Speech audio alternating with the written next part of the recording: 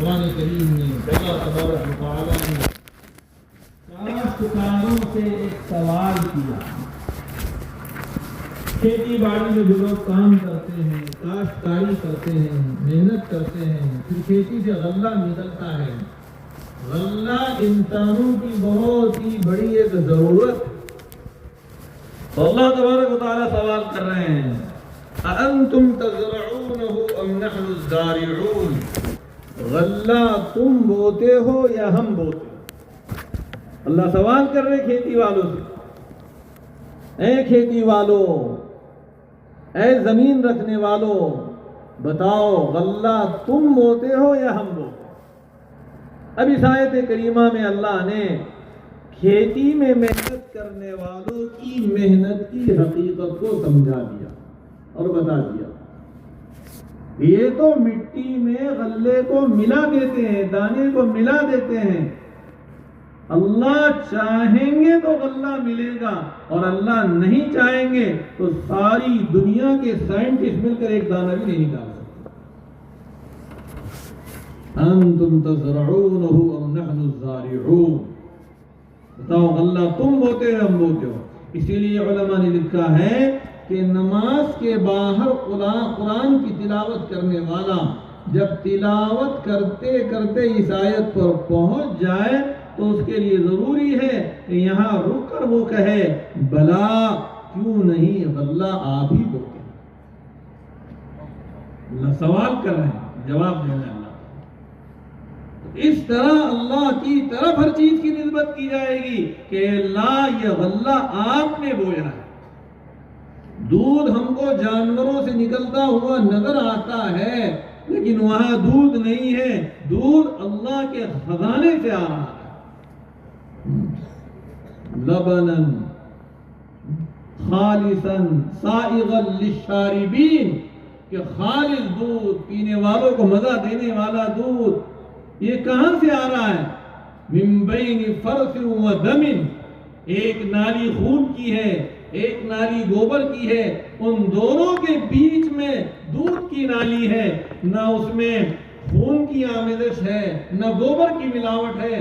صاف شفاف پاکیزہ دودھ. کہاں سے دے رہے اللہ؟ اپنے خزانے سے دے رہے. ہمیں نظر آ رہا ہے بھینس سے ملتا ہوگا لیکن وہ آ رہا ہے اللہ کے خزانے.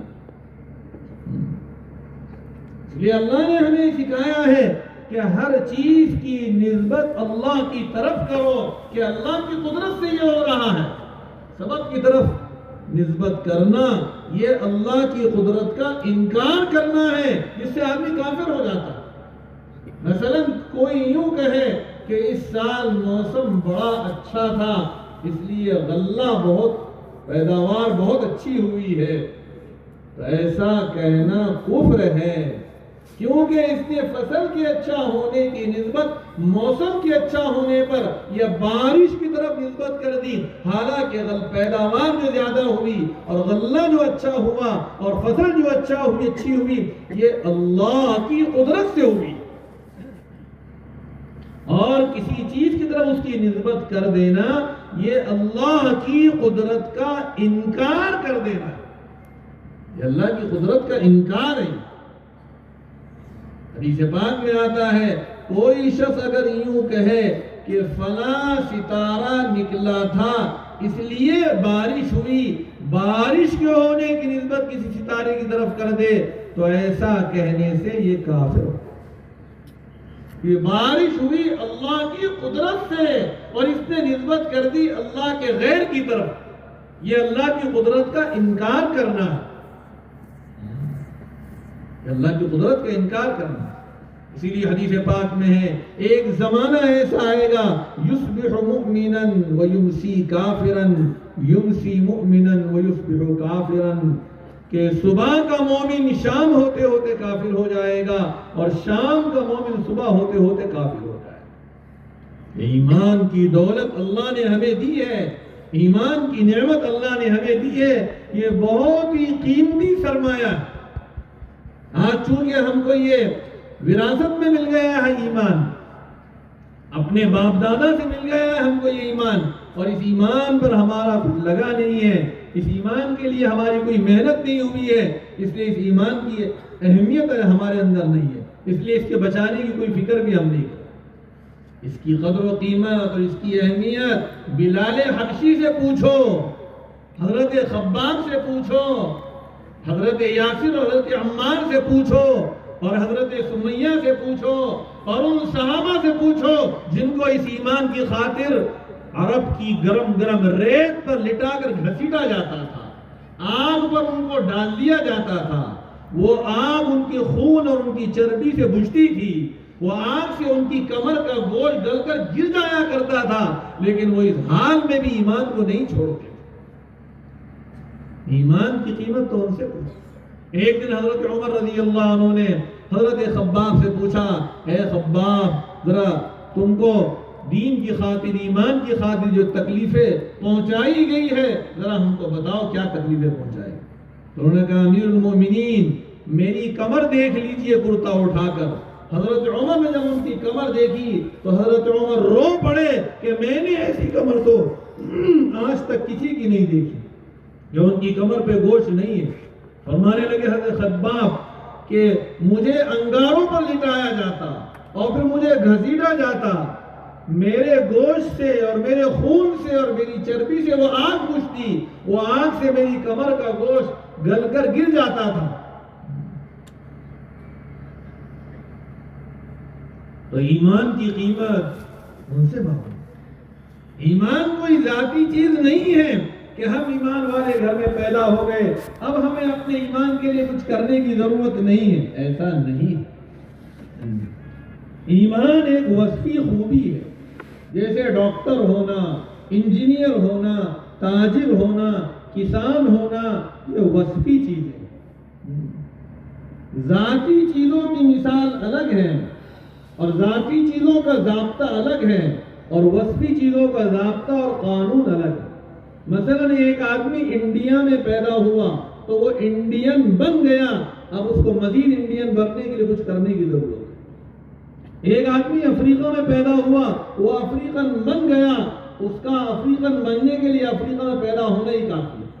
کوئی آدمی کسی مخصوص خاندان میں، مخصوص برادری میں پیدا ہوا، اس برادری میں پیدا ہو گئی، وہ اس برادری کا بن گیا، اب اس برادری کا بننے کے لیے اسے کچھ کرنے کی ضرورت نہیں۔ ایسے ہی ہم سمجھ رہے ہیں کہ ہم مسلمان گھر میں پیدا ہو گئے، اب ہم کو اپنے ایمان اور اپنے اسلام کے لیے کچھ کرنے کی ضرورت نہیں ہے، ایسا نہیں۔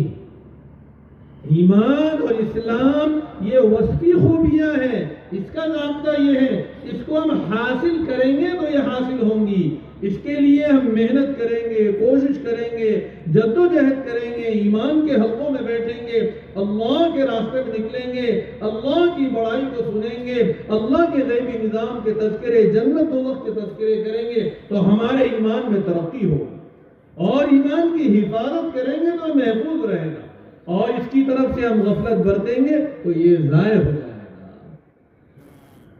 اس کی طرف سے غفلت برتنے سے یہ ضائع ہو جائے گا۔ ضائع ہونے کا مطلب یہ ہے کہ یہ پیدا تو ہوا تو ایمان والے گھر میں، رہا ایمان والوں کے ساتھ، مسلمانوں کے ساتھ، لیکن اپنے ایمان کے لیے کوئی محنت نہیں کی، اپنے ایمان کے لیے کوئی کوشش نہیں کی، تو کوشش نہ کرنے کی وجہ سے، محنت نہ کرنے کی وجہ سے، اعمال نہ کرنے کی وجہ سے موت سے پہلے اس کا ایمان سلب ہو جاتا ہے۔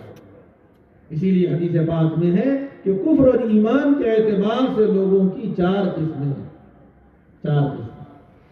منهم یولد کافرا ویحیا کافرا ویموت کافرا، یولد مؤمنا ویحیا مؤمنا ویموت مؤمنا، یولد کافرا یحیا کافرا ویموت مؤمنا، یولد مؤمنا یحیا مؤمنا ویموت کافرا۔ یہ چار قسمیں ہیں کہ کفر کے گھرانے میں پیدا ہوا، کفر کی زندگی گزارا، کفر کے ساتھ دنیا سے گیا، ایمان والے گھرانے میں پیدا ہوا، ایمان والی زندگی گزارا، اپنے ایمان کی فکر کیا، ایمانی اعمال کو زندگی میں لایا، ایمان کے ساتھ دنیا سے۔ کفر گھرانے میں پیدا ہوا، کفر کے ساتھ زندگی گزاری، اللہ نے موت سے پہلے ہدایت دے دی اور ایمان کے ساتھ دنیا سے گیا۔ ایمان والے گھر میں پیدا ہوا، ایمان والوں کے ساتھ رہا، لیکن اپنے ایمان کی کوئی فکر نہیں کی، موت سے پہلے گناہوں کی وجہ سے ایمان سلب ہو گیا اور کفر کے ساتھ دنیا سے گیا۔ دنیا کی جتنی نعمتیں ہیں یہ وقتی ہے، عارضی ہے، فانی ہے۔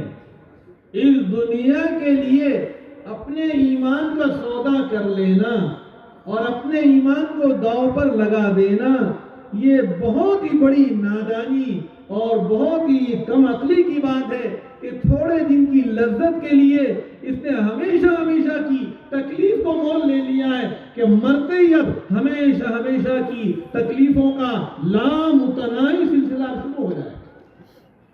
عقل مندی کا تقاضا یہ ہے کہ آدمی ہمیشہ کی نعمتوں کے لیے تھوڑے دن کی تکلیف کو برداشت کرے۔ یہ عقل مندی کا تقاضا ہے، کیونکہ نعمت ایمان اور نعمت اسلام یہ ایسی نعمت ہے کہ ان نعمتوں پر ہمیشہ کی نعمتوں کے ملنے کا دار و مدار ہے۔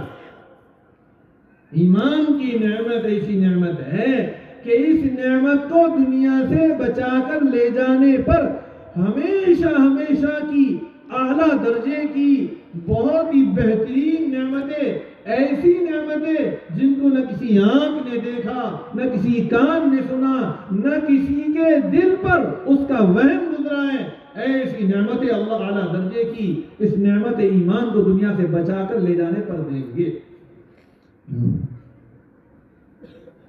لیکن ایک بہت بڑی تعداد ہمارے بھائیوں کی ایسی ہے جنہوں نے اپنے ایمان پر محنت نہیں کی اور دنیاوی زندگی اور دنیا کا عیش سامنے آ گیا اور مال سامنے آ گیا۔ اس مال کو دیکھ کر، دنیاوی چیزوں کو دیکھ کر یا دنیا کی تکلیفوں سے بچنے کے لیے اپنے ایمان کا اور اپنے اسلام کا سودا کر لیتے۔ یہ بہت ہی گھٹیا چیز ہے۔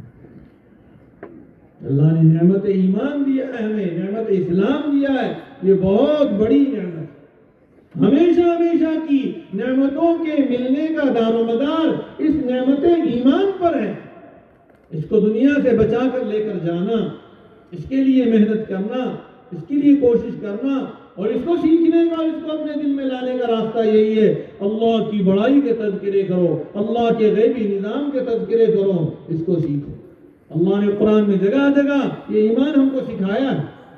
ایک جگہ حضور پاک صلی اللہ علیہ وسلم کا واقعہ اللہ نے قرآن میں بیان فرمایا کہ حضور پاک صلی اللہ علیہ وسلم کے ایک مرتبہ اللہ اس کے رسول کے دشمنوں نے گھیر لیا تو اللہ تعالیٰ نے حضور سے فرمایا آپ سورہ یاسین کی شروع کی آیتیں پڑھیے اور تھوڑی سی مٹی لے کر اس پہ دم کر کے یہ مٹی ان کی طرف پھینک دیجیے۔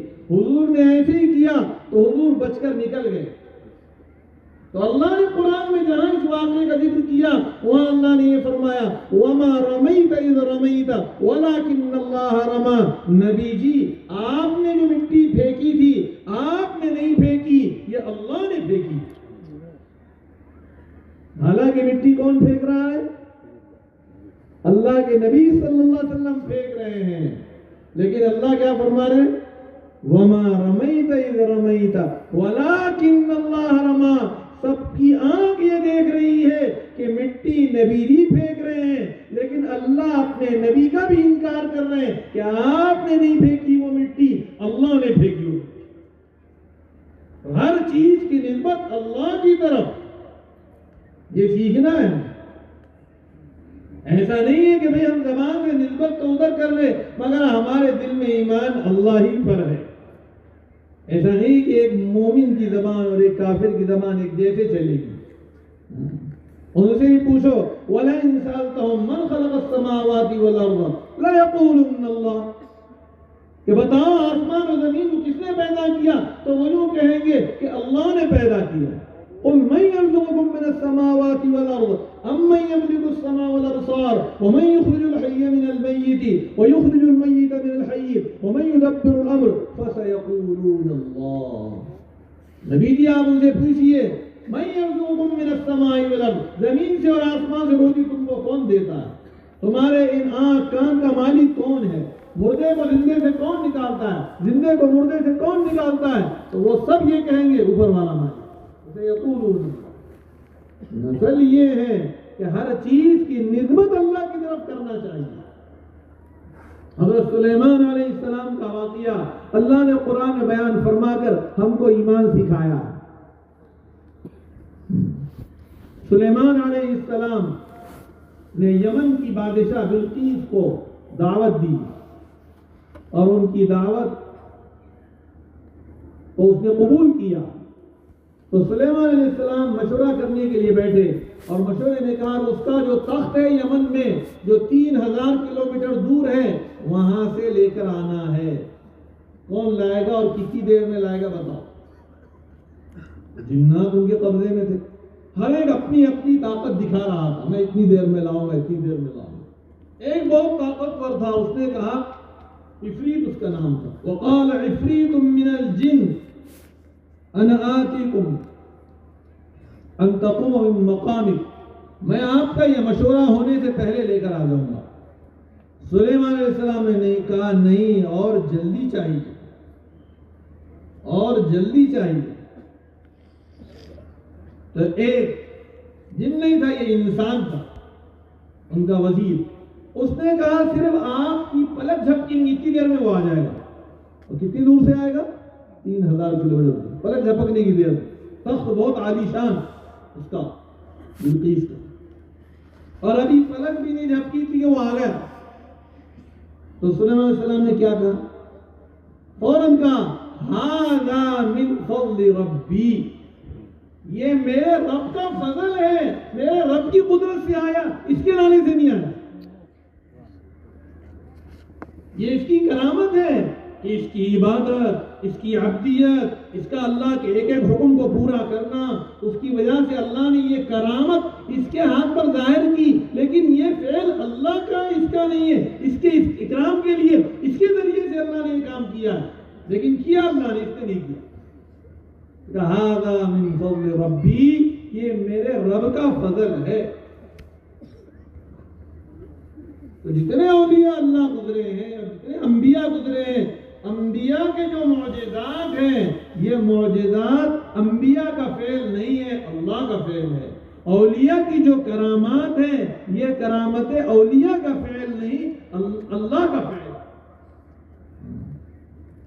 قرآن کریم میں اللہ تعالیٰ نے ارشاد فرمایا ان اکرمکم عند اللہ اتقاکم، تم میں سب سے زیادہ مکرم اور قابل اکرام وہ ہے جو تم میں سب سے زیادہ تقوی والا ہے، سب سے زیادہ پرہیزگار ہے، وہ اللہ کے نزدیک سب سے زیادہ اکرام والا ہے.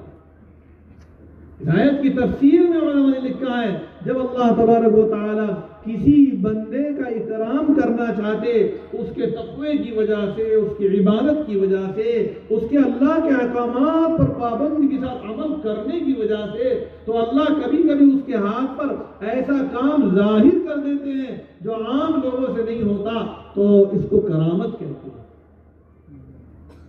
تو اب لوگ جب اس کے ہاتھ سے ایسا کوئی کام ہو گیا تو بجائے اللہ کی طرف متوجہ ہونے کے اور اس کرامت کے ذریعے سے اللہ کو پہچاننے کے، وہ اللہ کو تو بھول جاتے اور اس ولی میں الجھ کر رہ جاتے.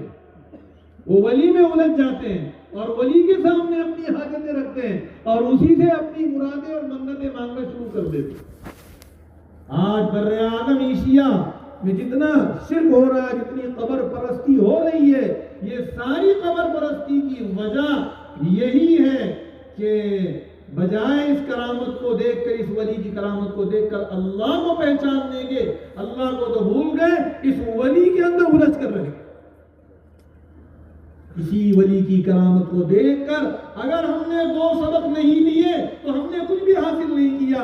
ایک سبق اللہ کی قدرت کا یقین کہ اللہ کیسی قدرت والے کہ اللہ نے کام کر دیا. دوسرا سبق اس ولی کی عبدیت اور اس ولی کے تقوی اور اس ولی کے مسلسل اللہ کے احکامات کو پورا کرنے کی وجہ سے اللہ نے اس کا اکرام کیا. یہ 2 سبق ہمیں لینا چاہیے کہ ہم بھی اللہ کی ایسی عبادت کریں گے، ہم بھی اللہ کا ایسا یقین اپنے اندر پیدا کریں گے، ہم بھی اللہ کا ایسا تقوی اپنے اندر پیدا کریں گے اور ہم بھی سنتوں پر اور احکامات پر چلیں گے اور اللہ کا یقین اپنے دل میں پیدا کرنا ہے. یہ سبق ہمیں لینا چاہیے. بجائے یہ سبق لینے کے امت اولیاء میں اور قبروں میں الجھ گئی ہے. جبکہ حدیث پاک میں فرمایا گیا اتقوا فراست المؤمن فإنه ينظر بنور اللہ، کہ مومن کی فراست سے ڈرو کیونکہ وہ اللہ کے نور سے دیکھتا ہے. مومن کی فراست کا نور کیا ہے؟ مومن کی فراست کا نور یہ ہے کہ وہ مخلوق میں نہیں الجھتا ہے، وہ اعمال کے ذریعے براہ راست اللہ سے لیتا ہے۔ اللہ کا دروازہ ہر ایک کے لیے کھلا ہوا ہے۔ ہم کو اللہ کے پاس پہنچنے میں کسی وکیل کو لگانے کی ضرورت نہیں، کسی سہارے کو لگانے کی ضرورت نہیں۔ بھائی ہم بہت گناہگار ہیں، ہماری اللہ کیسے سنیں گے؟ نہیں بھائی ہم اس لیے ہم ان کا واسطہ دے کر دے رہے۔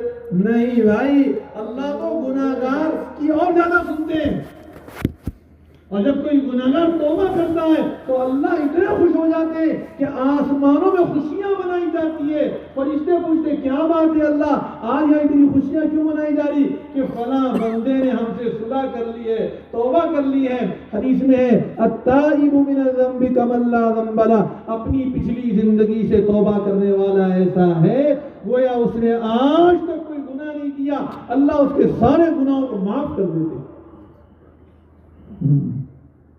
اللہ اپنے بندوں پر بڑے مہربان ہیں، بڑے مہربان۔ اللہ کی رحمت تو بہانہ ڈھونڈتی ہے، صرف بہانہ بے بہانہ مغفرت کر دیتے اللہ تبارک و تعالی۔ یہ مبارک مہینہ رمضان کا اسی لیے تو دیتے اللہ تعالیٰ ہمیں کہ سال بھر کے گناہگاروں کے گناہوں کو معاف کر دے۔ مبارک مہینہ آ رہا ہے ہمارے قریب، رجب کا مہینہ چل رہا ہے، یہ بھی قریب الختم ہے، پھر شعبان کا مبارک مہینہ ہے، رمضان کا مہینہ ہے۔ یہ سب مبارک مہینے، عبادت کے مہینے، اللہ سے اپنے تعلق کو جوڑنے کے مہینے، اللہ کا یقین اپنے دل میں پیدا کرنے کے مہینے۔ اسی لیے حدیث پاک میں ہے جب رجب کا چاند دیکھتے آپ صلی اللہ علیہ وسلم تو یہ دعا کرتے اللہم بارک لنا فی رجب و شعبان وبلغنا رمضان، اے اللہ ہمارے لیے شعبان، رجب و شعبان کے مہینے میں برکت دے کر ہماری عمر کو اتنی دراز کر دے کہ رمضان کا مبارک مہینہ عافیت کے ساتھ ہم کو مل جائے۔ یہ دعا حضور چاند دیکھ کر کیا کرتے تھے۔ ہر ایمان والے کو روزانہ یہ دعا کرنا چاہیے رجب کے مہینے میں، اللہم بارک لنا فی رجب و شعبان وبلغنا رمضان، کہ اللہ رجب اور شعبان کے مہینے میں ہمارے لیے برکت دے دے اور ہماری عمر کو اتنی دراز کر دے کہ عافیت کے ساتھ ہم کو یہ مبارک مہینہ مل جائے۔ کتنے ایسے لوگ جو پچھلے رمضان میں ہمارے ساتھ تھے اس سال دنیا سے رخصت ہو گئے، اب پتہ نہیں ہم میں سے کتنے رمضان آنے سے پہلے دنیا سے چلے جائیں گے، پتہ نہیں ایک مہینے کے اندر کتنے چلے جائیں گے، پتہ نہیں ایک ہفتے کے اندر ہم میں سے کتنے چلے جائیں گے، پتہ نہیں ہم میں سے کتنوں کا کفن مارکیٹ میں آ چکا ہے اور وہ بے فکر لمبے لمبے پلان بنا رہا، وہ لمبے لمبے پلان بنا رہا اور کفن مارکیٹ میں آ گیا اور اس کے فیصلے ہو گئے آسمان میں، اس کو لے جانا ہے۔ مرنے کے لیے بوڑھا ہونا ضروری نہیں، مرنے کے لیے بیمار ہونا ضروری نہیں ہے۔ کتنے ایسے ہٹے کٹے صحت مند تندرست آپ نے دیکھے ہوں گے، بیٹھے تھے کھانا کھائے، ذرا سا درد ہوا سینے میں، دوا خانہ لے جائے تک راستے میں ہی کام ہو گیا۔ کتنے ایسے لوگ، ان سے عبرت لو۔ فاعتبروا یا اولی الابصار، اے عقل مندو ان سے عبرت لو، اگلا گرا پچھلا ہوشیار۔ فاعتبروا یا اولی الابصار، اللہ کرے عبرت لو۔ عبرت لینا یہ ہے کہ اپنی زندگی کو صحیح کر لیں، اپنی زندگی کو صحیح کر لیں۔ موت یقینی ہے اور موت ہی اللہ سے ملاقات کا ذریعہ ہے۔ جو اللہ سے ملنا پسند کرتا ہے اللہ بھی اس سے ملنا پسند کرتے ہیں۔ اور اللہ سے ملنے کا مطلب کیا ہے؟ اللہ سے ملنے کا ذریعہ وہ موت کو ناپسند کرنا، گویا اللہ سے ملاقات کرنے کو ناپسند کرنا۔ حدیث میں ہے الموت جسر یوصل الحبیب الی الحبیب، موت ایک پل کے مانند ہے جو ایک محبوب کو دوسرے محبوب سے ملانے کا کام دیتا ہے۔ الموت تحفۃ المومن، موت تو مومن کے لیے تحفہ ہے، ایک گفٹ ہے۔ اللہ سے ملاقات ہونی ہے، ہر ایمان والا اللہ سے ملاقات کی تیاری کرے۔ اللہ سے ملاقات کی تیاری کیا ہے؟ اپنے ایمان کو بنانا، اپنے اعمال پر محنت کرنا، اللہ کے ایک ایک حکم کو پورا کرنا۔ اللہ سے ملاقات ہونی، اللہ سے ملاقات کی تیاری میں رہنا ہر ایمان والا۔ قرآن کریم میں اللہ نے فرمایا ان الذين لا يرجون لقاءنا ورضوا بالحياة الدنيا واطمأنوا بها والذين هم عن آياتنا غافلون۔ اللہ نے آج ہماری زندگیوں کا نقشہ کھینچ کر ہمارے سامنے رکھ دیا ہے، اور فرمایا کیسے لوگ ہیں ان کو تو ہم سے ملاقات کا کوئی یقین ہی نہیں ہے، لا یرجون لقاءنا ورضوا بالحیات الدنیا، دنیا کی زندگی سے راضی ہو گئے، واطمئنوا بہا، اور دنیا میں مگن ہو گئے، وہم عن آیاتنا غافلون، اور ہمارے احکامات سے ہمارے دین سے غافل ہو گئے۔ اللہ ہماری حفاظت فرمائے، ایسی غفلت بھری زندگی سے اللہ ہماری حفاظت فرمائے۔ موت ایک یقینی چیز ہے، لیکن موت کو سمجھنے کی ضرورت ہے۔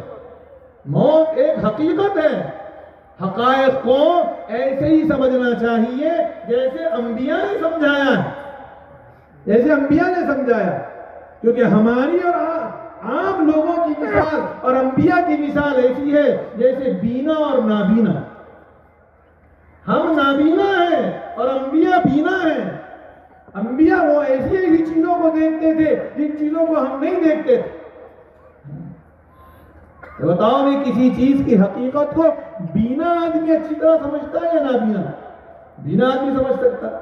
جیسے مثال کے طور پر ایک بستی میں ایک مرتبہ ہاتھی آ گیا، تو ساری بستی کے لوگ ہاتھی دیکھنے کے لیے نکلے کہ میں ہاتھی آیا، ہاتھی تو غالباً آتا نا، روز روز نہیں آتا، ساری بستی کے لوگ دیکھنے کے لیے نکلے۔ تو اس بستی میں کچھ اندھے بھی رہتے تھے، جب ان کو معلوم ہوا تو انہوں نے کہا کہ ہم بھی ہاتھی دیکھیں گے۔ اب بتاؤ کہ اندھا کیسے دیکھے گا؟ وہ ضد کرنے لگے کہ ہم کو بھی لے کر چلو۔ جب ان کو لے کر گئے ہاتھی کے پاس تو ہاتھی کے قریب ان کو لے کر گئے، تو ایک نے ہاتھ آگے بڑھایا تو اس کا ہاتھ سونڈ پہ پڑ گیا۔ اس نے کہا بھائی ہاتھی تو ایک موٹے پائپ کی طرح ہوتا ہے۔ ایک نے ہاتھ آگے بڑھایا، اس کا ہاتھی کے پیٹھ پر پڑ گیا، کسی کا پیر پہ پڑ گیا، کسی کا دم پہ پڑ گیا۔ تو جس چیز پر ہاتھ لگا وہ ہاتھ سے جیسے محسوس کیا ویسے اس نے ہاتھی کو سمجھا۔ بتاؤ بھی اندھے سے سمجھا ہاتھی کہ دیکھنے والے؟ بس ہم میں اور انبیاء میں جو فرق ہے وہ یہی ہے، بینا اور نابینا کا فرق۔ انبیاء جو چیزیں دیکھتے تھے وہ ہم نہیں دیکھ سکتے، تو انبیاء نے جس چیز کو جیسے سمجھایا ویسے سمجھنا یہ ہے اصل، اور نابینا کا کام یہ ہے کہ وہ بینا کے پیچھے چلے۔ انبیاء نے سمجھایا کہ موت فنا ہونے کا نام نہیں ہے، بلکہ موت ایک عالم سے دوسرے عالم میں منتقل ہونے کا نام ہے۔ موت فنا ہونے کا نام نہیں ہے، بلکہ موت کس کا نام ہے؟ ایک عالم سے دوسرے عالم میں آدمی منتقل ہوتا ہے، عالم دنیا سے عالم برزخ میں منتقل ہوتا ہے۔ پہلے ہم عالم ارواح میں تھے، وہاں سے عالم دنیا میں آئے، اب عالم دنیا سے عالم برزخ میں جائیں گے، اور عالم برزخ سے پھر عالم آخرت میں جائیں گے۔ تو موت تو ایک عالم سے دوسرے عالم میں منتقل ہونے کا نام ہے۔ اب یہ عالم میں جو منتقل ہو رہا ہے وہ کیسے منتقل ہو رہا ہے؟ اس پر دار و مدار ہے۔ اگر ایمان کے ساتھ، اللہ کے یقین کے ساتھ اور اعمال کے ساتھ زندگی گزارا ہے اور اللہ کو راضی کر کے دنیا سے گیا ہے، اب جب اس کا آخری وقت ہوگا اور اس کی موت کا وقت ہوگا تو 70,000 جنت کے فرشتے اس کی روح لینے کے لیے آئیں گے، اور ہر ایک کے پاس 70,000 خوشبوئیں ہوں گی، اور جنت کی نعمتیں اس کے سامنے کر دی جائے گی، حور و غلمان اس کے سامنے کر دیے جائیں گے، اور اس سے کہا جائے گا یا ایتھا النفس المطمئنہ، اے وہ نفس اور اے وہ جان جس کو اللہ کے حکموں پر چلنے سے، دین پر چلنے سے، دین کی محنت کرنے سے اطمینان ملا کرتا تھا، یا ایتھا النفس المطمئنہ ارجعی الی ربک راضیۃ مرضیہ، چل اپنے رب کی طرف خوشی خوشی، فادخلی فی عبادی وادخلی جنتی، اور اللہ کے نیک بندوں میں داخل ہو جا اور جنت میں داخل ہو جا۔ تو وہ روح جب یہ جنت کی نعمتیں دیکھے گی، حور و غلمان کو دیکھے گی، تو نکلنے کے لیے ایسی پھڑپڑاتی ہے جیسے پرندہ پنجرے میں سے نکلنے کے لیے پھڑپڑاتا ہے، اور جب یہ نیک بندے کی روح نکل جاتی ہے اور ایسی آسانی سے نکالی جاتی ہے جیسے آٹے میں سے بال نکال لیا گیا ہے، اب جب یہ روح نکل جاتی ہے تو لوگ اس کو نہلاتے ہیں، دھلاتے، کفن دیتے ہیں اور اٹھا کر لے جاتے ہیں. تو ان لے جانے والوں سے وہ کہتا ہے قدمونی قدمونی، مجھے جلدی جلدی لے کر چلو اور جلدی مجھے وہاں پہنچاؤ، کیونکہ آخرت کی نعمتیں اس کا انتظار کر رہی ہیں. اب جیسے اس کو لے جا کر قبر میں رکھا جاتا ہے اور لوگ قبر کو بند کر کے چلے جاتے ہیں تو اللہ کی طرف سے ایک ندا ہوتی ہے اور اللہ فرماتے ہیں فَافْرِشُوهُ مِنَ الْجَنَّةِ وَأَلْبِسُونَهُ مِنَ الْجَنَّةِ وَافْتَحُوا لَهُ بَابًا مِنَ الْجَنَّةِ. اس کی قبر میں جنت کا بسترا بچھا دو، اس کو جنت کا لباس پہنا دو اور اس کی قبر میں جنت کا دروازہ کھول دو. اللہ، اس کی قبر میں جنت کا لباس بچھا دیا جاتا، جنت کا بسترا بچھا دیا جاتا، یہ کفن اتار کر جنت کا لباس کو پہنا دیا جاتا. اس کی حوریں اس کے پاس آ جاتی ہے تو وہ اپنا ایک ہاتھ حور کی طرف بڑھاتا ہے تو اس میں ایک حور کا ہار ٹوٹ جاتا ہے، وہ ہار کی موتیاں چننے میں وہ لگ جاتے ہیں، وقت قیامت قائم ہو جاتی ہے. اب اپنی قبر سے جب نکلتا ہے لا الہ الا اللہ کہتے ہیں وہ اٹھتا ہے اور اس کے سامنے ایک نور ہوتا ہے، اس کے پیچھے ایک نور ہوتا ہے، اس کے دائیں جانب ایک نور ہوتا ہے، بائیں جانب ایک نور ہوتا ہے اور میدان حشر میں اندھیرا ہی اندھیرا ہوتا ہے، لیکن اس کے طرف چاروں طرف نور ہی نور ہوتا ہے، ہر طرف اندھیرا ہوتا ہے لیکن اس کے دو طرف نور ہوتا ہے. سامنے جو نور ہوتا ہے وہ لا الہ الا اللہ والا نور ہوتا ہے کہ اس نے لا الہ الا اللہ کی محنت کی، لا الہ الا اللہ والے یقین کو اپنے دل میں اتارا، لا الہ الا اللہ کی صدا لگاتے ہوئے دنیا میں پھرا کرتا تھا. اس ساری کائنات کا بقا کلمہ لا الہ الا اللہ پر. آج مسلمان پریشان ہیں کہ ہمارا کیا ہوگا.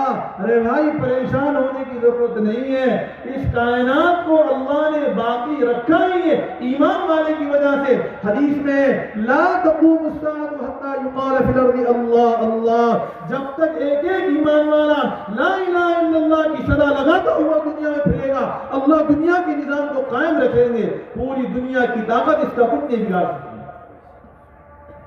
یہ لا الہ الا اللہ کی صدا لگاتا ہوا پھر کہ دنیا میں لا الہ الا اللہ کی صدا لگاتا تھا، اب قبر سے اٹھنے کے بعد اس کے سامنے جو نور ہے وہ لا الہ الا اللہ والا نور، اس کے آگے آگے ہوگا، پیچھے الحمدللہ والا نور ہوگا. ہر کام کے ختم پر الحمدللہ کہتا تھا. پانی پی لیا کہتا تھا الحمدللہ، کھانا کھا لیا کہتا تھا الحمدللہ، کوئی اچھا حال آئے کہتا تھا الحمدللہ، کوئی خراب حال آئے کہتا تھا الحمدللہ. الحمدللہ علی کل حال، الحمدللہ کہتا تھا، اس لیے اس کے پیچھے الحمدللہ والا نور ہوگا اور اس کی سیدھی جانب اللہ اکبر والا نور ہوگا کہ اللہ کی بڑائی، اللہ ہی بڑے ہیں، اللہ ہی طاقت والے ہیں، اللہ ہی ہر طرح سے قدرت رکھنے والے ہیں، ان کا کوئی شریک نہیں، ان کا کوئی ساتھی نہیں، وہ کسی کی اولاد نہیں، ان کی کوئی اولاد نہیں، ان کا کوئی وزیر نہیں، ان کا کوئی پارٹنر نہیں. اللہ اکبر، اللہ سب سے بڑے ہیں. اور بائیں جانب سبحان اللہ والا نور ہوگا کہ تیری بائیں جانب میرے بندے ضرور کمزور ہے لیکن اللہ کی کوئی جانب کمزور نہیں، وہ کمزوری سے پاک ہے. سبحان اللہ والا نور اس کے بائیں جانب ہوگا اور یہ جا رہا ہوگا. اللہ جنت کی نعمتیں اس کو عطا فرمائیں گے، ہمیشہ ہمیشہ کی نعمتیں اللہ اس کو عطا فرمائیں گے. اللہ اپنا دیدار اس کو عطا فرمائیں گے، اللہ کا دیدار اس کو نصیب ہوگا. اس کے برعکس ایک وہ شخص ہے جس نے غفلت کے ساتھ اپنی زندگی گزاری، غفلت کے ساتھ اپنی زندگی گزاری، خود بھی غفلت کے ساتھ جیا، اپنی فیملی کی بھی زندگی غفلت کے ساتھ گزر گئی، ان کی زندگی میں بھی دین لانے کی فکر نہیں کیا. اس کے بارے میں فرمایا جب اس کا آخری وقت آتا ہے تو فرشتے جہنم کے آتے بڑی سختی کرتے ہیں اس کے ساتھ اور اس کی روح ایسے نکالی جاتی ہے جیسے کسی کانٹے دار ٹہنی پر روئی لپیٹ کر اس کو پانی میں بھگو دیا جائے. اب اس روئی کو کھینچا جائے تو کیسے اس کا روح الگ ہوگا، اس طرح سختی کے ساتھ اس کی روح نکالی جائے. اللہ ہماری ایسی سختی کے ساتھ اس کی روح نکالی جائے. اور جب اس کو نہلا دلا کر لے جاتے ہیں اٹھا کر تو وہ یوں کہتا ہے لے جانے والوں سے این تذهبونی، مجھے کہاں لے جا رہے ہو، مجھے کہاں ڈالو گے. حدیث پاک میں ہے اس کی آواز میں اتنا درد ہوتا ہے کہ اگر انسان اور یہ لے جانے والے سن لے تو وہیں بے ہوش ہو کر گر جائے. انسان اور جنات کے سوا ہر مخلوق اس کی آواز کو سنتی ہے. وہ کہتا ہے مجھے کہاں لے جا رہے ہو, مجھے کہاں ڈالو گے. اس نے غفلت کی زندگی گزاری, اللہ کو بھول کر زندگی گزاری. اب قبر میں رکھا جائے گا, اس کی قبر میں آگ کا بستر بچھا دیا جائے گا, آگ کا لباس کو پہنا دیا جائے گا, جہنم کا دروازہ اس کی قبر میں کھول دیا جائے گا. اللہ جب قیامت میں یہ اٹھے گا, اس کا نام اعمال بائیں ہاتھ کے پیچھے سے دیا جائے گا. وَأَمَّا مَنْ أُوتِيَ كِتَابَهُ وَرَاءَ ظَهْرِهِ فَسَوْفَ يَدْعُو ثُبُورًا وَيَصْلَىٰ سَعِيرًا إِنَّهُ كَانَ فِي أَهْلِهِ مَسْرُورًا. اللہ کیا فرمایا؟ اس کا بائیں ہاتھ میں پیچھے سے نام اعمال دیا جائے گا, اور حشر میں اتنی تکلیف میں وہ ہوگا, اتنی تکلیف میں ہوگا کہ سورج سوا نیزے پر آ جائے گا. اس کا بھیجا وہ سورج کی گرمی سے پگھل کر ناک کے راستے سے نکل کر گر جائے گا. وہ اپنے گناہوں کے قدر پسینے میں ڈوبا ہوا ہوگا, پسینے میں غوطہ لگا رہا ہوگا. یوم یعض الظالم علی یدیہ یقول یا لیتنی اتخذت مع الرسول سبیلا. اس دن وہ اپنے ہاتھ کو چاٹ لے گا اور کہ کاش میں فلاں کو اپنا دوست نہ بناتا, اس کی دوستی میں بگڑ گیا, اس کی صحبت میں رہ کر میں بگڑ گیا. المرء علی دین خلیلہ, ہر آدمی اپنے دوست کے مذہب پر اور دوست کی عادتوں پر ہوتا ہے. اس لیے اچھوں کی صحبت میں رہو, اچھے بنو گے. بروں کی صحبت میں رہو گے تو برے بنو گے. صحبت صالح ترا صالح کند, صحبت طالح ترا طالح کند. اچھوں کی صحبت تجھے اچھا بنائے گی اور بروں کی صحبت تجھے برا بنائے گی. کہ عطر والے کے پاس بیٹھے گا, اگر اس نے عطر ہدیہ بھی نہیں دیا تو خوشبو تو ضرور آئے گی. آگ کی بھٹی والے کے پاس بیٹھے گا تو ایک آدھی چنگاری آ کر تیرے کپڑے کو جلا دے گی. چنگاری نہ بھی اڑے تو دھواں تو کہیں گیا نہیں, اس سے مجھے ضرور تکلیف ہوگی. یہ مثال دی اللہ کے نبی نے اچھے ہم نشین اور برے ہم نشین کی, اچھے دوست اور برے دوست کی. تو وہ یوں کہے گا کاش میں فلاں کی صحبت میں نہیں رہتا, فلاں بروں کے ساتھ نہیں رہتا. اس وقت پچھتائے گا. لیکن اس وقت کا پچھتانا, اس وقت کی پشیمانی, اس وقت کا رونا انسان کو کوئی کام نہیں آئے گا. انسان یوں کہے گا یا حسرتا علی ما فرطت فی جنب اللہ, ہائے حسرت میں نے دین کے معاملے میں بڑی کوتاہی کیا ہے, میں نے ایمان اعمال پر محنت کرنے بڑی کوتاہی کیا ہے. لیکن اس دن کی حسرت اور اس دن کی پشیمانی انسان کو کام نہیں آئے گی. اس دن کی کام نہیں آئے گی. اس لیے یہ آدمی قبر میں بھی تکلیف میں رہے گا. اللہ ہماری حفاظت. ایک مختصر وقت دے کر اللہ نے ہمیں اس دنیا میں بھیجا ہے, تھوڑی سی زندگی ہمیں اس دنیا میں دے کر بھیجی ہے. اور اپنے پیارے نبی کے ذریعے فرمایا اعمار امتی بین 60 و 70, میری امت کی عمر 60 سے 70 کے درمیان رہے گی اور 100 تک بہت کم پہنچیں گے. اتنی مختصر زندگی اللہ نے ہمیں دی, 60 سے 70 کے درمیان. اور یہ زندگی اللہ نے ہمیں دی ہے اپنی آخرت کو بنانے کے لیے. الکیس من دان نفسہ وعمل لما بعد الموت, عقل مند ہے وہ انسان اپنے موت کے بعد کی زندگی کے لیے محنت کرے, عمل کرے, کام کرے. والعاجز من اتبع نفسه هواها وتمنى على الله الامانی, بڑا عاجز ہے, بڑا فضول ہے, بڑا نادان ہے, بڑا بے وقوف ہے وہ انسان جو نفسانی خواہشات کے پیچھے چلے اور اللہ سے امیدیں لگائے. امید لگانے کا حق اس کو ہے جس نے کچھ کیا ہے, جس نے دین پر چلا ہے, اللہ کی فرما برداری کیا ہے, اس کو امید لگانے کا حق ہے. ایک طالب علم نے داخلہ بھی نہیں لیا, پڑھائی بھی نہیں کی اور کوئی محنت ہی نہیں کی, اور وہ یہ امید لگا رہا ہے کہ میرا پہلا نمبر آیا.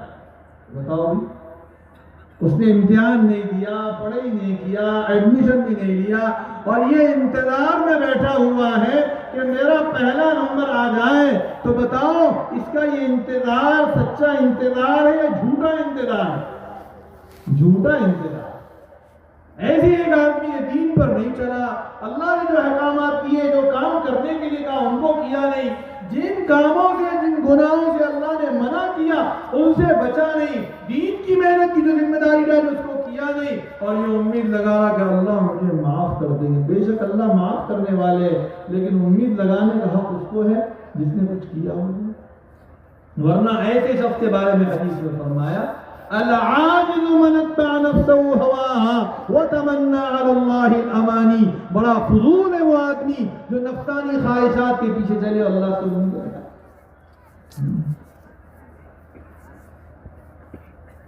اس لیے اللہ تبارک و تعالی نے ہمیں یہ موقع عنایت فرمایا ہے، یہ زندگی اللہ نے ہمیں عطا فرمائی ہے جو بہت ہی مختصر ہے، اور اس زندگی کے بارے میں اللہ پوچھیں گے عن عمری فیما افنا، ہم نے عمر دی تھی کہاں کھپائی، اس عمر کو بتاؤ، وعن شبابی فیما ابلا، ہم نے جوانی دی تھی، جوانی کی طاقت کو، جوانی کی قوت کو تم نے کہاں لٹایا، بتاؤ، پوچھیں گے۔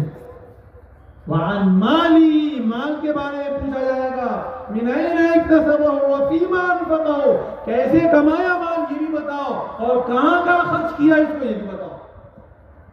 وعن علمی، علم کے بارے میں پوچھیں گے، بتاؤ اپنے علم پر عمل کتنا کیا۔ کوئی آدمی قیامت کے دن اپنی جگہ سے اس وقت تک سرک نہیں سکتا جب تک کہ اللہ کو ان 5 سوالات کے جواب نہ دے دے۔ براہ راست سوال کرنے والے اللہ ہوں گے، ہمارے اور اللہ کے بیچ میں کوئی ٹرانسلیٹر نہیں، کوئی ترجمان نہیں ہوگا۔ اللہ سوال کریں گے، ہمیں جواب دینا ہے، جب تک جواب نہیں دیں گے قدم اپنی جگہ سے سرک نہیں سکتے۔ عن عمری فیما افنا وعن شبابی فیما ابلا، آزاد نہیں ہیں ہم کہ جہاں چاہے اپنی زندگی کو کھپا دو، جہاں چاہے اپنی زندگی کو لوٹا دو، جیسے چاہے مال کماؤ، جیسے چاہے مال خرچ کرو۔ ہم نہ کمانے میں آزاد، نہ خرچ کرنے میں آزاد، نہ جینے میں آزاد، نہ کسی اور کام کے کرنے میں آزاد۔ قل ان صلاتی ونسکی ومحیای ومماتی للہ رب العالمین، اللہ تعالیٰ فرمائے نبی جی فرما دیجئے کہ میرا جینا، میرا مرنا، میری نماز، میری قربانی، میری عبادت، میرا ہر کام اللہ کے لیے، میرا ہر کام ایمان کی بنیاد پر ہے۔ ایمان والا تو ایسے جیے، اس کا جینا اللہ کے لیے، اس کا مرنا اللہ کے لیے، اس کا ہر کام اللہ کی رضا کے لیے ہوگا۔ قل ان صلاتی ونسکی ومحیای ومماتی للہ رب العالمین، یہ ہے ایمان۔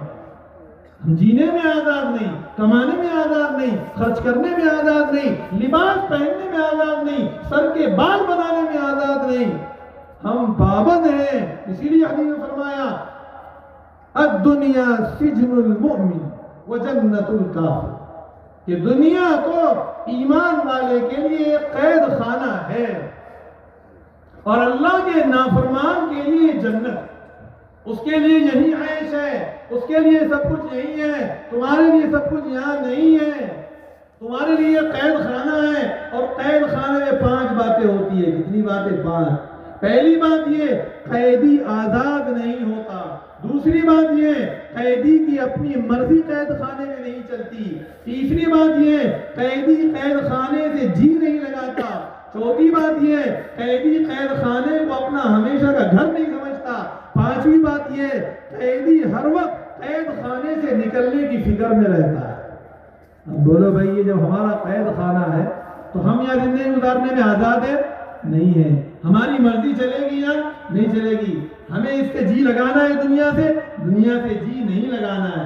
دنیا کو ہمیشہ گھر سمجھنا ہے، ہمیشہ گھر نہیں سمجھنا ہے۔ دنیا سے ہر وقت نکلنے کے لیے تیاری میں رہنا ہے ہم۔ یہ قید خانے میں قیدی کی یہ 5 خصوصیات ہوتی ہیں، یہ 5 باتیں ہوتی ہیں۔ ہم قیدی ہیں یہاں، ہر وقت یہ حدیث اللہ کے پیارے نبی کے ہمارے سامنے ہونا چاہیے، اور قرآن کی یہ آیت بھی ہمارے سامنے ہونا چاہیے۔ اللہ تعالیٰ نے فرمایا المال والبنون زینت الحیات الدنیا، مال اور اولاد یہ دنیا کی زینت کی چیز ہے۔ یہ کیا ہے؟ یہ دنیا کی زینت کی چیز ہے۔ ایک مومن وہ ہے جو اپنے مال کے اور اپنے اولاد کے ذریعے اپنی آخرت کو بنائے گا۔ مومن وہ ہے جو اپنی اولاد کے لیے زیادہ سے زیادہ ایمان کو، تقوی کو، دین کے علم کو اور اخلاص کو اور ایسی ایمانی صفات کو جس سے اس کی دنیا اور آخرت دونوں جہاں بن جائے، اور ان صفات کے لیے پسند کرے گا۔ اور ایک اللہ کا نافرمان اور ایک اللہ کا انکار کرنے والا وہ دنیا میں اپنی اولاد کے لیے چاہے گا یہ زیادہ سے زیادہ پراپرٹی کی مالک، زیادہ سے زیادہ نوکری کمانے کے قابل، یہ زیادہ زیادہ دنیا کی مالک کیسے بن جائے؟ ایک اللہ کا نافرمان اپنی اولاد کے لیے زیادہ سے زیادہ دنیا کو چاہے گا، اور ایک اللہ کا فرما بردار اور ایک ایمان والا جس کا اللہ پر ایمان ہے، وہ اپنی اولاد کے لیے زیادہ دین کو، آخرت کی زندگی میں کامیابی کو چاہے گا، اس کو پسند کرے گا۔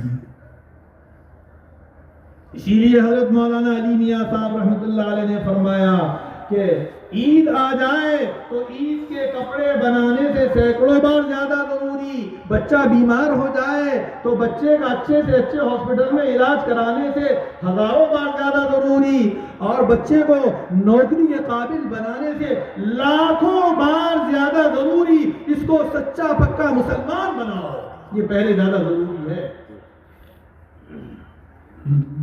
آج اس پر ہماری کتنی نظر ہے؟ اس کو یہ سب سے پہلی چیز ہے ہمارے ایک ایک ایمان والے کو اس طرح متوجہ کیا گیا، یہ کہا کہ اللہ نے یہ ہمیں زندگی دی ہے، یہ جوانی دی ہے، ان سب کی ہم سے پوچھ ہوگی قیامت، ہر ایک سے بات پوچھا جائے۔ اس لیے سب سے پہلی بنیاد وہ دین میں وہ اپنے ایمان کو بنانا ہے، اپنے یقین کو بنانا ہے، سب سے پہلی بنیاد۔ جس قدر یقین ہمارے دلوں میں ترقی کرے گا اور جس قدر اللہ کی ذات عالی سے ہونے کا یقین اندر میں آئے گا، اسی کے بقدر ہمارے اعمال جاندار ہوں گے، اور جس قدر اعمال جاندار ہوں گے اسی کے بقدر اللہ ہمارے حالات کو اچھا کر دیں گے۔ اللہ نے ہمارے حالات کو وہ اعمال کے ساتھ جوڑا ہے، اور اعمال کو اللہ نے ہمارے اعضاء سے جوڑا ہے، اور سارے کے سارے اعضاء وہ ہمارے دل سے جڑے ہوئے ہیں۔ جب دل صحیح ہو جاتا ہے تو ہر روز سے نکلنے والا عمل صحیح ہو جاتا ہے، دل بگڑ جاتا ہے تو سارے اعضاء بگڑ جاتے ہیں۔ حدیث میں ہے ان فی الجسد مضغہ اذا صلحت صلح الجسد کلہ واذا فسدت فسد الجسد کلہ الا وہی القلب۔ اللہ کے نبی صلی اللہ علیہ وسلم نے فرمایا انسان کے جسم میں ایک گوشت کا لوتھڑا ہے، جب وہ سدھر جاتا ہے تو سارا جسم سدھر جاتا۔ دل سدھر گیا آنکھ سدھر جائے گی صحیح دیکھے گی، دل سدھر گیا کان سدھر جائیں گے صحیح سنیں گے، دل سدھر گیا زبان سدھر جائے گی صحیح بولے گی، دل سدھر گیا دماغ سدھر جائے گا صحیح سوچے گا۔ اور اگر دل بگڑ گیا آنکھ بگڑے گی غلط دیکھے گی، زبان بگڑے گی غلط بولے گی، کان بگڑیں گے غلط سنیں گے، دماغ خراب ہوگا غلط سوچے گا، اعضاء کا غلط استعمال یہ دل کے بگڑنے کی علامت ہے۔ یہ دل بگڑا ہے، اس لیے سب سے پہلی محنت روزانہ اپنے اوقات کو فارغ کر کے ہم جس طرح نماز پڑھنے کے لیے مسجد میں آتے، روزانہ ایمان سیکھنے کے لیے مسجد میں آنا۔ کوئی دن ایسا نہ گزرے جس دن ہم نے اللہ کی بڑائی کو نہ سنا ہو، اللہ کے غیبی نظام کے تذکرے نہ سنے ہو، جنت کے تذکرے، دوزخ کے تذکرے اور دنیا کا بے قیمت ہونا روزانہ ہمیں سننا ہے، روزانہ ہمیں بولنا ہے۔ ایمان کو سیکھنے کا اور اپنے دل کو بنانے کا راستہ اور طریقہ یہی ہے۔ اسی قدر اللہ کے احکامات کی پابندی ہماری زندگی میں آئیں گی جس قدر ایمان بنے گا۔ ایمان کے بعد اللہ کا سب سے بڑا فریضہ اور سب سے بڑا حکم وہ نماز ہے، سب سے بڑا فریضہ۔ حضور پاک صلی اللہ علیہ وسلم کو نماز کا فریضہ دینے کے لیے اللہ نے اپنے پاس بلایا، معراج کرائی، جبریل علیہ السلام کو براق دے کر بھیجا، جبریل علیہ السلام براق لے کر آئے، اور آپ کو پہلے مسجد حرام سے بیت المقدس لے جایا گیا، بیت المقدس لے کر گئے جو 1 مہینے کا راستہ ہے، لیکن رات کے تھوڑے سے حصے میں سارا سفر ہو گیا، اور وہاں لے جا کر سارے انبیاء کو اللہ نے بیت المقدس سے بلایا اور حضور کو سب کا امام بنایا۔ ہمارے نبی اسی لیے امام الانبیاء ہے۔ کیا ہے؟ امام الانبیاء ہے۔ سارے انبیاء کی آپ نے امامت کی ہے، وہاں سارے انبیاء کو آپ نے نماز پڑھایا ہے وہاں۔ پھر وہاں سے اللہ تبارک و تعالیٰ نے سارے آسمانوں کی سیر کرائی ہے، اور پھر وہاں سے اللہ تبارک و تعالیٰ اپنے عرش پہ بلایا، اور وہاں بلا کر اپنے نبی کو اللہ نے نماز کا تحفہ عطا فرمایا۔ سارے احکامات کو دینے کے لیے اللہ نے جبریل کو زمین پر بھیجا، قرآن بھی زمین پر نازل کیا، لیکن جب نماز دینے کا نمبر آیا اللہ نے اپنی ترتیب بدل دی، اپنے نبی کو عرش پہ بلایا اور وہاں بلا کر نماز دی۔ سوچو کتنا بڑا فریضہ ہے، اور ہم اس کو آسانی سے ضائع کر دیتے، اہتمام نہیں کرتے، معمولی بہانے سے۔ کسی حال میں معاف نہیں، نہ بیماری میں، نہ کسی حال میں معاف ہے نماز۔ اسی لیے حدیث نے فرمایا الصلاۃ معراج المؤمنین، نماز مومن کی معراج ہے۔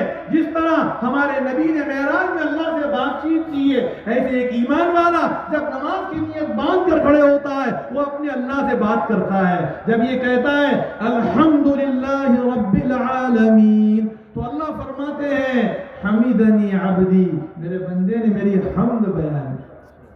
بندہ کہتا ہے الرحمن الرحیم، اللہ فرماتے ہیں مجدنی عبدی، میرے بندے نے میری بزرگی بیان کی۔ بندہ کہتا ہے مالک یوم الدین، اللہ فرماتے اثنا علی عبدی، میرے بندے نے میری ثنا بیان کی۔ بندہ کہتا ہے ایاک نعبد و ایاک نستعین، اے اللہ ہم تیری ہی عبادت کرتے ہیں اور تجھ ہی سے مدد طلب کرتے، تو اللہ فرماتے میرے بندے یہ سورت آدھی میرے لیے ہے آدھی تیرے لیے۔ آدھی سورت میں اللہ کی بڑائی بیان کی گئی، پھر اللہ نے بندے کو مانگنا سکھایا، کیا مانگنا جائے؟ بندہ پھر کہتا ہے اہدنا الصراط المستقیم، اے اللہ مجھے سیدھا راستہ دکھا، صراط الذین انعمت علیہم، ان لوگوں کا راستہ جن پر تو نے انعام کیا، غیر المغضوب علیہم ولا الضالین، ان لوگوں کے راستے سے بچا لے جن پر تیرا غضب ہوا اور جو گمراہ ہو گئے ہیں۔ اللہ فرماتے ہیں میرے بندے کے لیے وہ ہے جو مجھ سے مانگ رہا ہے، اور جس چیز سے پناہ چاہے اسے میرے بندے کو بچاؤں۔ کون لوگ ہیں جن پر اللہ نے انعام کیا ہے؟ قرآن کریم میں ہے، حدیث پاک میں ہے کہ اللہ کے بعد بندے ایسے ہیں کہ اللہ ان کا حشر قیامت کے دن انبیاء کے ساتھ، صدیقین کے ساتھ، شہداء کے ساتھ اور صالحین کے ساتھ فرمائے گا۔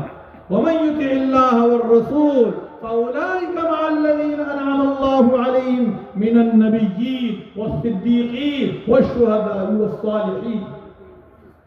کہ جو اللہ کی اطاعت کریں گے، رسول اللہ کی اطاعت کریں گے، اللہ تعالیٰ ان کا حشر قیامت کے دن انبیاء کے ساتھ، صدیقین کے ساتھ، شہداء کے ساتھ اور صالحین کے ساتھ اللہ ان کا حشر کریں گے۔ ہدایت کی دعا مانگنا اللہ نے سورہ فاتحہ میں سکھائی ہے، لیکن یہ دعا اس کے حق میں قبول ہوگی جو ہدایت والی محنت کو کرے گا۔ یہ دعوت کی محنت ہدایت والی محنت ہے۔ ہم ہدایت کی دعا تو مانگ رہے ہیں مگر راستے پر مغضوب اور ظالم والوں کے راستے پر چل رہے ہیں۔ مغضوب کون ہے؟ غضب اللہ کا کن پر ہوا؟ یہ یہود ہیں، یہودیوں پر اللہ کا غضب ہوا کہ انہوں نے نبیوں کو قتل کیا ہے، اللہ کی نافرمانی کی ہے، آسمانی کتاب ان کے پاس تھی۔ اور ظالمین کون ہیں؟ یہ نصارہ ہیں۔ اللہ نے فرمایا ان کی طرف آنکھ اٹھا کر بھی نہ دیکھو، اگر تمہارے دل ان کی طرف مائل ہو گئے، ان کے طور طریقوں کو تم نے اختیار کر لیا، جس طرح آگ نے ان کو پکڑ لیا ہے آگ تم کو بھی پکڑ لے گی۔ وَلَا تَرْكَنُوا إِلَى الَّذِينَ ظَلَمُوا فَتَمَسَّكُمُ النَّارُ وَمَا لَكُم مِّن دُونِ اللَّهِ مِنْ أَوْلِيَاءٍ ثُمَّ لَا تُنصَرُونَ۔ اللہ فرمایا وَلَا تَرْكَنُوا إِلَى الَّذِينَ ظَلَمُوا، ان ظالموں کے طرف اپنا دل مائل مت ہونے دو۔ ان کے طور طریقے، ان کے جیسا لباس، ان کے جیسے طور طریقے اگر تمہاری زندگی میں آ گئے، ان کے طور طریقوں کی طرف تم مائل ہو گئے، فَتَمَسَّكُمُ النَّارُ، جیسے آگ نے ان کو پکڑا، جس طرح آگ میں ہی چلے گئے تم کو بھی آگ پکڑ لے گی۔ وَمَا لَكُم مِّن دُونِ اللَّهِ مِنْ أَوْلِيَاءٍ ثُمَّ لَا تُنصَرُونَ، اس وقت تمہارا کوئی آپ مددگار نہیں ہوگا، اس وقت کوئی تم کو آگ سے بچانے والا نہیں ہوگا۔ تو نماز مومن کی معراج ہے۔ جب یہ نماز کی نیت مانگتا ہے تو پھر یہ اللہ سے بات چیت کرتا ہے۔ لیکن یہ ایمان والا سمجھ رہا ہے کہ میری کامیابی میری دکان میں ہے، میں دکان چھوڑ کے نماز کے لیے چلے جاؤں گا، میرے دکان میں نقصان ہوگا۔ یہ نماز کو جانے میں دکان کا اور کاروبار کا نقصان سمجھ رہا ہے، نماز پڑھنے میں ناکامی سمجھ رہا ہے، دکان میں بیٹھنے میں کامیابی سمجھ رہا ہے، جبکہ مؤذن کیا کہہ رہا ہے؟ مؤذن کہہ رہا ہے حی علی الصلاۃ، حی علی الفلاح، آؤ نماز کی طرف، آؤ کامیابی کی طرف۔ اے دھوکے میں پڑے ہوئے انسانوں، تمہاری کامیابی نماز میں ہے، تم تم کاروبار میں سمجھ رہے ہو، تم اپنی دنیا میں سمجھ رہے ہو، مال بٹورنے میں کامیابی سمجھ رہے ہو، ارے کامیابی اللہ کے حکم کے پورا کرنے میں۔ تم اپنی آنکھوں دیکھی کے اعتبار سے مت چلو، اللہ کے حکم پر چلنے والے بن جاؤ۔ ایمان والے وہ ہیں جو اپنے تجربات پر نہیں چلتے، اپنی آنکھوں دیکھی کے اعتبار سے نہیں چلتے، اللہ کے احکامات اور اللہ کی بتائی ہوئی خبروں پر چلتے۔ ایک ہے خبر کا راستہ اور ایک ہے نظر کا راستہ۔ نظر کا راستہ یہ جانوروں والا راستہ ہے۔ ایک جانور کو بھی تم ہرا گھاس بتاؤ وہ چلا آئے گا، اور ڈنڈا ہاتھ میں لے لو تو ڈنڈے کو دیکھ کر کتا بھی بھاگ جائے گا۔ اتنا تو کتا بھی سمجھتا ہے بھائی۔ اگر ہم نے بھی اتنا ہی سمجھا اور اس سے آگے اللہ کے دین کو نہیں سمجھا تو ہم نے کیا سمجھا؟ ہم بھی صرف دنیا کا نفع نقصان دیکھ کر اگر چل رہے اور جو غیبی نظام اللہ کا ہے وہ ہمارے سامنے نہیں ہے تو بھائی پھر ہم اندھیرے کے اندر۔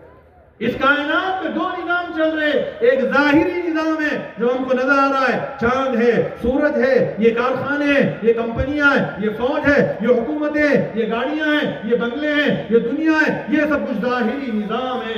شمس و قمر، حجر بحر و بر، یہ سارا شجر حجر، یہ سارا ظاہری نظام ہے جس کو ہماری آنکھ دیکھ رہی ہے۔ اس کے پیچھے ایک غیبی نظام ہے، ملائکہ کا، فرشتوں کا نظام، جنت کا، دوزخ کا نظام، وہ غیبی نظام ہے، وہ نظر نہیں آ رہا ہے۔ جس دن ہماری موت آئے گی اس دن یہ ظاہری نظام چھپ جائے گا اور جو غیبی نظام ہے وہ نظر آئے گا۔ یہ ظاہری نظام نظروں سے اوجھل ہو جائے گا اور جو غیبی نظام موت پر نظر آئے گا۔ الناس نیام اذا ماتوا انتبہوا، کیا فرمایا؟ آج لوگ نیند میں ہیں، جب مریں گے بیدار ہوں گے۔ ابھی لوگ نیند میں ہیں۔ الناس نیام اذا ماتوا انتبہوا، جب موت آئیں گی تو بیدار ہوں گے۔ وَإِذَا انتبہوا ندموا لم ينتفعوا، کہ جب بیدار ہوں گے اس وقت نادم ہوں گے، شرمندہ ہوں گے، لیکن اس وقت کا شرمندگی ان کے کوئی کام نہیں آئے گی۔ اللہ نے فرمایا لَقَدْ كُنْتَ فِي غَفْلَةٍ مِّنْ هَذَا فَكَشَفْنَا عَنْكَ غِطَاءَكَ فَبَصَرُكَ الْيَوْمَ حَدِيدٌ۔ لَقَدْ كُنْتَ فِي غَفْلَةٍ مِّنْ هَذَا، تو تو ہمارے غیبی نظام سے غفلت میں پڑا ہوا تھا۔ فَكَشَفْنَا عَنْكَ غِطَاءَكَ، پھر ہم نے تیری موت دے کر یہ تیرے آنکھ پہ سے یہ پردہ ہٹایا، تو یہ غیبی نظام کو دیکھ رہا ہے۔ فرعون جب ڈوبنے لگا تو اب غیبی نظام نظر آنے لگا، فرشتے نظر آنے لگے، تو ڈوبتے ڈوبتے کیا کہا؟ اذا ادراکہ الغرق قال آمنت انہ لا الہ الا الذی آمنت به بنو اسرائیل، کہنے لگا میں بنی اسرائیل کے ساتھ اب ایمان لا رہا ہوں۔ اپنے ایمان کو بنی اسرائیل کے اجتماعی ایمان کے ساتھ فرعون نے جوڑ دیا۔ تو اللہ نے کیا فرمایا؟ الآن وقد عصیت قبل وکنت من المفسدین، اب ایمان لا رہا، جب غیب کو دیکھ رہا۔ غیب کو دیکھ کر ایمان لانا اللہ کے یہاں معتبر نہیں ہے۔ اگر غیبی نظام کو دیکھ کر ایمان لانا معتبر ہوتا تو سب سے قوی ایمان فرعون کا ہوتا، کیونکہ اس نے اپنے ایمان کو بنی اسرائیل کے اجتماعی ایمان کے ساتھ جوڑ دیا۔ لیکن جب غیب نظر آ جائے اس وقت کا ایمان ہوتا ہے، دیکھ کر ایمان لانا معتبر نہیں ہے۔ ایمان بالغیب اسی کو کہتے ہیں، یؤمنون بالغیب، وہ لوگ غیب پر ایمان لائیں کہ اللہ کا جو غیبی نظام ہے نظر نہیں آ رہا پر اس پر ایمان ہے۔ ایمان ہونے کی نشانی ہے کہ اس کے مطابق چلنا۔ جنت پر ایمان، جہنم پر ایمان کا کیا مطلب؟ جنت پر ایمان کا مطلب یہ نہیں ہے کہ میں جنت کے وجود کو تسلیم کرتا ہوں۔ جہنم پر ایمان یہ نہیں ہے کہ میں جہنم کے وجود کو تسلیم کرتا ہوں۔ یہ جنت اور جہنم پر ایمان نہیں ہے۔ جنت پر ایمان یہ ہے کہ جنت کا شوق تم کو اعمال صالحہ پر کھڑا کر دے۔ جہنم پر ایمان یہ ہے کہ جہنم کا خوف تم کو گناہوں سے اور اللہ کی نافرمانی سے روک دے۔ یہ ہے جنت اور جہنم پر ایمان۔ جنت پر ایمان ہے، جہنم پر ایمان ہے، تو جہنم پر ایمان اللہ کی نافرمانی سے روک دے اور گناہوں سے روک دے، اور جنت پر ایمان یہ ہے کہ جنت پر ایمان اللہ کے احکامات پر کھڑا کر دے۔ یہ اللہ کے نبی صلی اللہ علیہ وسلم نماز جیسا فریضہ لے کر آئے، نماز جیسا حکم لے کر آئے۔ پانچوں وقت کی نماز اہتمام کے ساتھ ہمیں پڑھنا ہے، اپنے گھر کو نمونہ بنانا ہے۔ ہمارا گھر نمونہ بن جائے، ہمارے گھر کے 100% لوگ نمازی بن جائے۔ ایک 7 سال کے بچے کو بھی نماز پڑھنے کا حکم ہے، جب 10 سال کا ہو جائے تو پٹائی کرنے کا حکم ہے۔ اپنے بچوں کی بھی نماز کی نگرانی کرو، اچھی عادتیں ان کو سکھاؤ، ان کی تربیت کرو، یہ حکم ہے۔ ہمارا گھر نمونہ بنے، 100% ہمارے گھر کے لوگ نمازی بنے، ہمارا محلہ نمونہ بن جائے، ہمارے محلے اور ہمارے بستی میں 100% لوگ نمازی بن جائے۔ ایک بے نمازی کی نحوست 40 گھر آگے، 40 گھر پیچھے، 40 گھر دائیں، 40 گھر 40 گھروں تک ایک بے نمازی کی نحوست جائے۔ سوچو جس گھر میں خود بے نمازی ہو کتنی نحوست اس گھر میں آئی ہو۔ ایک بزرگ کے پاس ایک صاحب آئے، کہنے لگے بڑی بے برکتی میرے گھر میں ہے۔ انہوں نے پوچھا تم نماز پڑھتے ہو؟ انہوں نے کہا ہاں میں نماز پڑھتا۔ تمہاری گھر والی؟ ہاں گھر والی بھی پڑھتی۔ بچے پڑھتے؟ ہاں بچے بھی۔ پھر بزرگوں نے سوچا کہ بھئی ان کے گھر میں سب نماز پڑھتے پھر برکت کیوں نہیں؟ انہوں نے پوچھا تمہارے گھر کے دروازے پر پردہ ہے؟ انہوں نے کہا نہیں پردہ نہیں۔ کہ جاؤ تم گھر کے دروازے پر پردہ ڈال دو۔ اس شخص نے پردہ لگا دیا گھر کے دروازے پر۔ اب صاحب گھر میں برکت آنا شروع ہو گئی، اور اس کے بعد سمجھ میں نہیں آئی کہ پردے کا اور برکت کا کیا جوڑ ہے۔ اس نے آ کر پوچھا حضرت پردے کی اور برکت کی کیا جوڑ ہے؟ کہا بیٹا پردے کا اور برکت کا جوڑ نہیں ہے، مسئلہ یہ ہے کہ تم سب لوگ نمازی ہو لیکن تمہارے گھر کے سامنے سے بہت سے ایسے بے نمازی گزرتے کہ ان کی صرف نظر تمہارے گھر میں پڑ جاتی تو ان کی نظر سے تمہارے گھر میں بے برکت آ جائے۔ تو سوچو بے نمازی کی صرف نگاہ اتنی منحوس ہے کہ دوسرے کے نمازی کے گھر میں ہی پڑ گئی تو نمازی کی برکت چلے جائے گی، تو سوچو اس کے خود کے گھر میں کتنی بے برکتی رہے گی۔ ہاں اس کا اہتمام، کسی حال میں نماز نہیں چھوڑنا ہے، 100% لوگ نمازی بن جائے۔ جب فرعون بنی اسرائیل پر ظلم کر رہا تھا تو یہی کام موسیٰ علیہ السلام نے اقیموا الصلاۃ وجعلوا قبلۃ واقیموا الصلاۃ، اپنے گھروں کو تم مسجد بنا لو اور اپنے گھروں میں نماز کو قائم کرو۔ تو 100% جب بنی اسرائیل نمازی بن گئے، 100% کے دلوں میں اللہ کا یقین آ گیا، پھر اللہ تبارک و تعالیٰ نے ان کو فرعون کے ظلم سے نجات عطا فرما دی۔ ہر دور میں ایسے فرعون آئیں گے جو امت پر ظلم کریں گے، اور امت کے گناہوں کی وجہ سے اللہ ایسے فرعونوں کو امت پر مسلط کرتا ہے۔ جی اب اس کا راستہ یہی ہے کہ ہم جب تک اللہ کا یقین دل میں پیدا نہیں کریں گے، جب تک ہم نمازی نہیں بنیں گے، اللہ کی مدد نہیں آئے گی۔ اللہ کی مدد لینے کا راستہ ہے عمومی محنت کریں ہم نماز کو قائم کرنے، کوئی بے نمازی نہ رہے ہماری بستی میں، 100% لوگ نمازی بن جائے۔ صرف نماز پڑھ لینا اپنی ذات سے کافی نہیں ہے، بلکہ نماز پڑھ کے دوسروں کو نماز کی دعوت بھی دینی۔ مولانا اشرف علی صاحب خان نے لکھا جو آدمی نماز تو پڑھتا ہے مگر دوسروں کو نماز کی دعوت نہیں دیتا اس کی نماز ناقص ہے۔ اس کی نماز کیا ہے؟ ناقص۔ اس لیے ہمیں اپنی ذات سے نماز کا بھی اہتمام کرنا ہے اور ہر ایک کو نماز کی دعوت دینا ہے، ہر ایک کو نماز کو لانا ہے، اتنی رائج کرنا ہے، اتنا عام کرنا ہے نماز کو کہ کوئی نمازی باقی نہ رہے۔ یہی نماز کو قائم کرنا ہے اور اپنی نماز کو خشوع و خضوع کے ساتھ سنن و آداب کی رعایت رکھتے ہوئے پڑھنا۔ اللہ ہمت دے، توفیق دے۔ تہجد ہے، اشراق ہے، چاشت ہے، اوابین ہے، ان نوافل کا بھی ہم اہتمام کریں کہ ان کے بھی بڑے فضائل ہیں۔ اپنی مستورات کو بھی یہ بتائیں کہ وہ بھی اہتمام کریں، جن کے بھی بڑے فضائل ہیں، بڑے بڑے وعدے ان کے اوپر اللہ نے کیے ہوئے۔ اور نماز اس وقت تک صحیح نہیں ہوگی جب تک کہ نماز کے مسائل کو ہم سیکھیں گے نہیں، نماز کے فرائض کو ہم سیکھیں گے نہیں، علم کو ہم سیکھیں گے نہیں۔ بغیر علم کے کوئی عمل ہمارا صحیح نہیں ہوگا۔ علم کا سیکھنا ہر مسلمان پر ایسے ہی فرض عین ہے جیسے نماز کا پڑھنا فرض عین ہے۔ طلب العلم فریضۃ علی کل مسلم، ہر مسلمان پر دین کا علم سیکھنا فرض عین ہے۔ آج ہم نے اپنے بچوں کو مدرسے میں دے دی، مولوی صاحب ہمارے بچے کو پڑھاؤ، ہم مشغول ہیں، کاروبار ہے ہمارا، ہم وقت نہیں دے سکتے، ہم تو تجارت میں مشغول ہیں اور اپنے بچوں کو مکتب میں اور مدرسے میں دے دیا اور ہم مسجد میں جا کر دین کا علم نہیں سیکھ رہے۔ بتاؤ اللہ تعالیٰ نے ہم بڑوں کو خطاب کر کے کہا کہ بچوں کو کہا؟ قرآن میں جگہ جگہ یا ایھا الذین آمنوا ہے، ایمان والو، ایمان والو، ایسا کہیں بھی نہیں قرآن میں یا ایھا الاطفال الصغار، اے چھوٹے بچوں، ایسا کہیں ہے؟ ایسا کہ نہیں ہے قرآن. یا ایھا الذین آمنو، اب علم تو سیکھ رہے بچے تو، اور گھر میں اس علم کو، اس دین کو نافذ کرنے کی طاقت بچوں میں نہیں ہے، بڑے میں. اب بڑے نہیں سیکھ رہے، کیسے پھر ہمارے گھر میں وہ علم کے مطابق عمل ہوگا؟ جب گھر کے بڑے دین کو سیکھیں گے، گھر کے بڑے علم کو سیکھیں گے، تو ہمارے گھر میں ہر کام علم کی روشنی میں اور دین کے مطابق اور اللہ کے احکامات کے مطابق ہوگا. تو اپنی ضرورت کا علم مسجد میں آ کر علماء اکرام سے سیکھنا ہے. علماء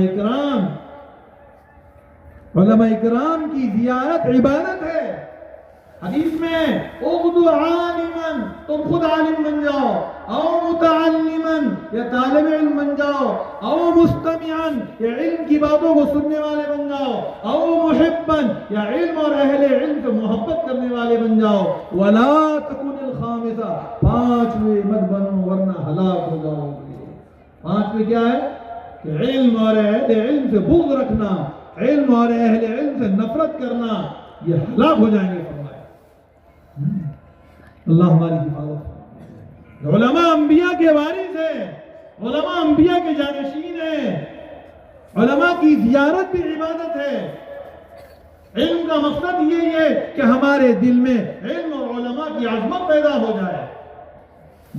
اللہ ہمارے دل میں جب علم اور علماء کی عظمت پیدا ہوگی، علماء کی محبت پیدا ہوگی، اللہ ہماری نسلوں میں علماء پیدا کر دیں گے.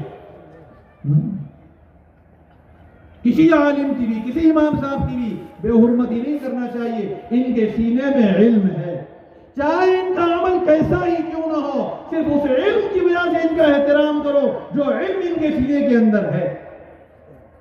کسی کی زندگی اگر عمل سے دور ہے، کوئی گناہوں کے اندر مبتلا ہے، لیکن اس کے باوجود پھر بھی اس کی عزت کرو اس علم کی وجہ سے. اس کی مثال ایسی ہے جیسے کوئی قرآن غلط چھپ جائے، پرنٹنگ غلط ہو جائے، تو بتاؤ بھائی کیا اس قرآن کو ہم کچرا کنی میں پھینک دیں گے؟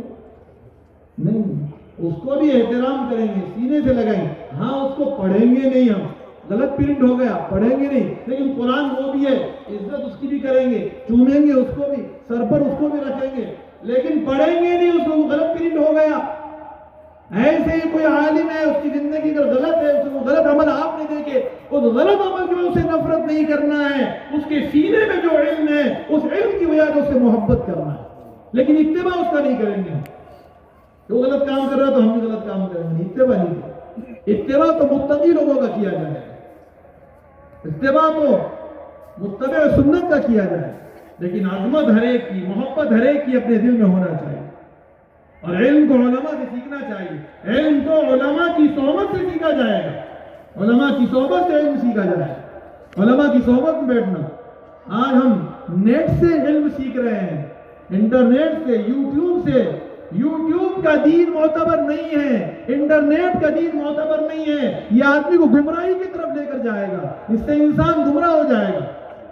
یہ ایک سازش ہے ہم کو علماء سے کاٹنے کی اور ہم کو علماء سے توڑنے کی. جب تک یہ امت علماء سے جڑی رہے گی، دنیا کی کوئی طاقت اس کو بہکا نہیں سکتی، اس کو نقصان نہیں پہنچا سکتی. یہی سازش ہے کہ پہلے ان کو ان کے علماء سے توڑو. جب یہ علماء سے کٹ جائیں گے، جب علماء کی نفرت ان کے دلوں میں پیدا ہو جائے گی، پھر ان کی زندگیاں دین سے خالی ہو جائے گی. پھر جو چاہیں تم اس امت کے ساتھ کر لو. یاد رکھو کبھی بھی علماء کو چھوڑو. علماء کو اللہ نے اتنی دنیا دی ہوئی ہے جس سے ان کا گزارا ہو سکتا ہے. یہ مت سمجھو ہمارے پیسے سے مدرسہ چل رہا، ہمارے پیسے سے مسجد چل رہی، ہم ان کی تنخواہ دے رہے. یہ مت سمجھو یہ ان کا ہم پر احسان ہے. وہ دنیا کے سارے کاروبار چھوڑ کر ہماری مسجد میں امامت کر رہے، ہمارے بچوں کو پڑھا رہے، ورنہ ہم سے اچھی دنیا کمانا وہ بھی جانتے. اگر وہ چھوڑ دیں گے، مدارس چھوڑ دیں گے، مساجد چھوڑ دیں گے، کوئی جنازے کی نماز پڑھانے والا نہیں ملے گا آپ کو. کوئی ہمارے بچوں کے کان میں اذان دینے والا نہیں ملے گا. ہم پیدائش سے لے کر موت تک علماء کے محتاج ہیں. پیدائش سے لے کر موت تک دینی مدارس یہ دین کی حفاظت کے قلعے ہیں. جب تک یہ دینی مدارس رہیں گے، دین کی حفاظت ہوتی رہیں گی. ہر طرح سے ان کا تعاون کرنا چاہیے. زمین کی ضرورت ہے زمین دے دے، مال کی ضرورت ہے مال دے دے. ہر طرح سے دینی مدارس کا تعاون کرنا. یہ ہماری محنت کا ایک حصہ ہے، ہماری محنت کا ایک جز ہے، یہ محنت سے کوئی الگ چیز نہیں ہے یہ جی۔ اسی کے ساتھ ساتھ بھائی ہمیں قرآن کریم کو پڑھنا سیکھنا ہے۔ ایک بہت بڑی تعداد ہم نے ایسی ہے جو قرآن کو پڑھنا نہیں جانتی۔ قرآن کو پڑھنا سیکھنا ہے، بڑی محرومی کی بات۔ قرآن کا حق ہے یہ، قرآن قیامت کے دن اپنے حق کا مطالبہ کرے گا۔ حدیث میں ہے قرآن ایسا سفارشی ہے کہ اس کی سفارش بھی اللہ کے یہاں قابل قبول ہے، اور ایسا جھگڑاؤ ہے اس کا جھگڑا بھی اللہ کے یہاں قابل قبول ہے۔ جو قرآن کے حق کو ادا کرے گا، قرآن ان کی سفارش کرے گا، قرآن جن کی سفارش کرے گا انہیں جنت میں لے جائے بغیر نہیں چھوڑے گا۔ اور جو قرآن کا حق ادا نہیں کرے گا، قرآن کو نہ پڑھنا سیکھے گا، نہ قرآن کی تلاوت کا اہتمام کرے گا، قرآن ان لوگوں کے خلاف جھگڑے گا، اور قرآن جن کے خلاف جھگڑے گا انہیں جہنم میں پہنچائے بغیر نہیں چھوڑے گا۔ اور اللہ کے رسول بھی ایسے لوگوں کی شکایت اللہ کے پاس قیامت دن کریں گے جو قرآن نہیں پڑھتے۔ قرآن میں اللہ نے فرمایا وَقَالَ الرَّسُولُ يَا رَبْ إِنَّ قَوْمِ اتَّخَذُوا هَذَا الْقُرْآنَ مَهْجُورًا، اے رب میری امت کے یہ وہ لوگ ہیں جنہوں نے قرآن کو چھوڑ کر زندگی گزاری۔ بولو جب اللہ کے نبی ہمارے خلاف شکایت کرے، قرآن جب ہمارے خلاف شکایت کرے، ہماری نجات کا کیا راستہ ہے؟ قرآن کو اپنے سینے سے لگاؤ، قرآن کو سیکھو، قرآن کی تلاوت کا اہتمام کرو۔ حضرت عمر رضی اللہ عنہ فرماتے تھے، حضرت عثمان رضی اللہ عنہ فرماتے تھے، اگر تمہارے دل پاک ہوتے تو تمہارے پیٹ کبھی بھی قرآن کی تلاوت سے نہیں بھرتے۔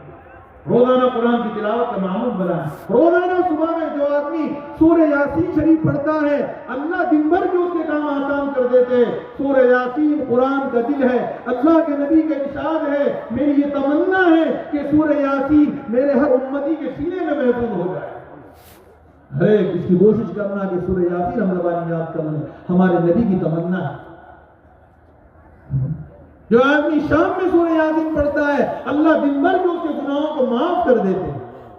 جمعے کے دن جو سورہ کہف پڑھتا ہے، اللہ دجال کی فتنے سے اس کی حفاظت فرماتے ہیں۔ ان ساری فضائل والی صورتوں کو پڑھے اور قرآن کی تلاوت کا اہتمام کرے، اللہ کے ذکر کا اہتمام کرے۔ تیسرا کلمہ روزانہ 100 مرتبہ، درود شریف 100 مرتبہ، استغفار 100 مرتبہ۔ اللہ کے نبی صلی اللہ علیہ وسلم سے محبت کا تقاضا یہ، ہم کثرت سے آپ پر درود پڑھیں۔ اگر آپ کے ہم پر اتنے احسانات ہیں، ہم اپنے جسم کی چمڑی نکال کر اس کی جوتی بنا کر اللہ کے نبی کو پہنا دے، ایک احسان کا بدلہ نہیں ادا کر سکتے۔ اس لیے درود شریف نہ پڑھنے والے کو ظالم کہا گیا، جفاکار کہا گیا، گمراہ کہا گیا۔ کثرت سے درود شریف پڑھنا اللہ کے نبی صلی اللہ علیہ وسلم کم از کم آخری درجے میں روزانہ صبح میں 100 مرتبہ، شام میں 100 مرتبہ۔ استغفار کی کثرت کرے، استغفار کثرت سے پڑھنے سے گناہ معاف ہو جاتے، ٹینشن دور ہو جاتے، اللہ روزی میں برکت دیتے، رحمت والی بارشیں نازل کرتے، کھیتی اور باغات میں فصل اچھی دیتے، نرینہ اولاد دیتے، مال میں برکت دیتے۔ کثرت سے استغفار پڑھنے پر اللہ اتنے فائدے دیتے۔ اسی طریقے سے بھائی اللہ کے حقوق ادا کرنے کے ساتھ ساتھ جب تک بندوں کے حقوق ہم ادا نہیں کریں گے ہمارا دین کامل نہیں ہوگا۔ ہر ایک کا حق ہمیں ادا کرنا ہے، ہر ایک کے ساتھ اچھا سلوک کرنا ہے۔ اللہ کے نبی صلی اللہ علیہ وسلم ارشاد فرمایا سل من قطعک، جو قطع تعلق کرے تم سے تم صلہ رحمی کرو، واعف عن من ظلمک، جو تم پر ظلم کرے زیادتی کرے تم معاف کر دو، وآت من حرمک، جو تم کو محروم کرے تم اس کو دو، وأحسن إلى من أساء إليك، جو تمہارے ساتھ برا سلوک کرے تم اس کے ساتھ اچھا سلوک کرو۔ یہ اخلاق ہم کو ہمارے نبی نے تعلیم۔ جب اللہ کے نبی صلی اللہ علیہ وسلم پر پہلی وحی نازل ہوئی تو آپ صلی اللہ علیہ وسلم یہ کہتے ہوئے گھر پہ آئے زملونی زملونی دسترونی دسترونی، مجھے کمبل اڑا دو، مجھے اپنے بچنے کی کوئی امید نہیں ہے۔ تو اس وقت حضرت خدیجہ نے کیا فرمایا تھا؟ اللہ یوں فرمایا کلا واللہ لا یخزیک اللہ ابدا، کلا واللہ لا یخزیک اللہ ابدا، ہرگز نہیں، خدا کی قسم اللہ آپ کو کبھی بھی رسوا نہیں کرے گا۔ کیونکہ آپ کے اندر کیا صفات ہے؟ اب حضور کی صفات گنائی، انک لتصل الرحم، إِنَّكَ لَتَصِلُ الرَّحْمَ، آپ رشتے ناتوں کو جوڑتے ہیں، وَتَحْمِلُ الْكَلْ، آپ لوگوں کا بوجھ اٹھاتے ہیں، وَتَحْمِلُ الْكَلْ، آپ لوگوں کا بوجھ اٹھاتے ہیں، وَتُقْرِئُ الضَّيْفَ، آپ مہمان نوازی کرتے ہیں، لوگوں کو کھانا کھلاتے ہیں، وَتُعِينُ عَلَى نَوَائِبِ الْحَقِّ، اور آپ مصیبت زدوں کی مصیبت میں کام آتے ہیں۔ یہ صفات اللہ کے نبی کا بیان ہے، یہ اخلاق اللہ کے نبی نے بیان کیا۔ علماء نے لکھا ہے یہ اخلاق جس کی زندگی میں ہوں گے دنیا کی کوئی طاقت اس کو نقصان نہیں پہنچا سکتی۔ کیسے اخلاق تھے ہمارے نبی؟ ایک مرتبہ ہمارے نبی صلی اللہ علیہ وسلم مکہ مکرمہ کے اندر رات میں گزر رہے تھے، رات میں بھی آپ لوگوں کی خیر خیریت لیتے تھے، کیا حال گزر رہے تھے، تو ایک گھر سے رات کے اندھیرے کے اندر کرہنے کی اور رونے کی آواز آ رہی تھی۔ ہمارے نبی قریب گئے، قریب جا کر دیکھا کہ ایک بہت کالا کلوٹا آدمی ہے جو اندھیرے کے اندر ایک چکی پیس رہا ہے اور رو رہا ہے، چکی پیس رہا ہے اور رو رہا ہے۔ آپ نے بولا بھائی تم کو کیا ہو گیا؟ اس نے کہا میں اس شخص کا غلام ہوں، برسوں سے مجھے رات کی نیند نہیں ہے، میری بوٹی بوٹی دکھ رہی ہے، یہ مجھ سے دن بھر کام لیتا ہے اور رات بھر چکی پیسنے لگاتا ہے، یہ ایسا ظالم ہے، میری بوٹی بوٹی دکھ رہی ہے، مجھے برسوں سے نیند نہیں ہے۔ اللہ کے نبی کو رحم آ گیا، آپ نے فرمایا رو مت بھائی، جا تو سو جا، تیرا مالک اتنا ظالم ہے، میں اس سے تیری سفارش کروں گا تو میری بات بھی نہیں مانے گا، تو ایسا کر تو سو جا، چکی میں پیستا ہوں۔ حضور نے اس کو سلا دیا اور رات بھر اللہ کے نبی چکی پیستے رہے۔ دوسرے دن پھر آپ وہاں گئے، پھر اسی طریقے سے وہ آدمی بیٹھا، آپ نے پھر اس کو سلا دیا، پھر خود چکی پیستے رہے۔ تیسرے دن پھر آپ نے دیکھا وہی شخص پھر ایسے ہی ہے، پھر چکی پیستے رہے، آپ صلی اللہ علیہ وسلم کو سلا دیا۔ وہ اٹھا اور قریب آیا، آپ ہے کون آخر یہ تو بتائیے، آپ ہے کون یہ تو بتائیے مجھے۔ آپ نے فرمایا تجھے مجھے نہیں جانتا؟ کہ میں محمد ہوں۔ ہاں وہ نبی جو کہتے ہیں اپنے آپ کو وہی، ہاں یہ اخلاق تو ایک نبی کے ہو سکتے، مجھے بھی آپ کا کلمہ پڑھا دیجئے، مجھے بھی کلمہ پڑھا دیجئے، میں بھی کہتا ہوں اشہدو ان لا الہ الا اللہ وانک رسول اللہ۔ کون شخص تھا وہ؟ حضرت بلال بنے۔ کون تھے وہ؟ حضرت بلال تھے۔ اللہ اکبر، یہ اخلاق تھے ہمارے نبی۔ قرآن نے کہا انک لعلی خلق عظیم، نبی جی آپ اخلاق کے بڑے اونچے مرتبے پر فائز ہیں، بڑے اونچے مرتبے پر فائز ہیں۔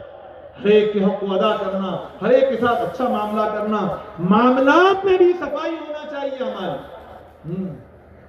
کسی سے کوئی قرضہ لیے تھے، ایسا دے دو جلدی سے، کسی کا کوئی حق ہمارے اوپر تھا اس کا حق ادا کر دو، کسی نے کوئی امانت ہمارے پاس رکھی تھی اس کی امانت لوٹا دو۔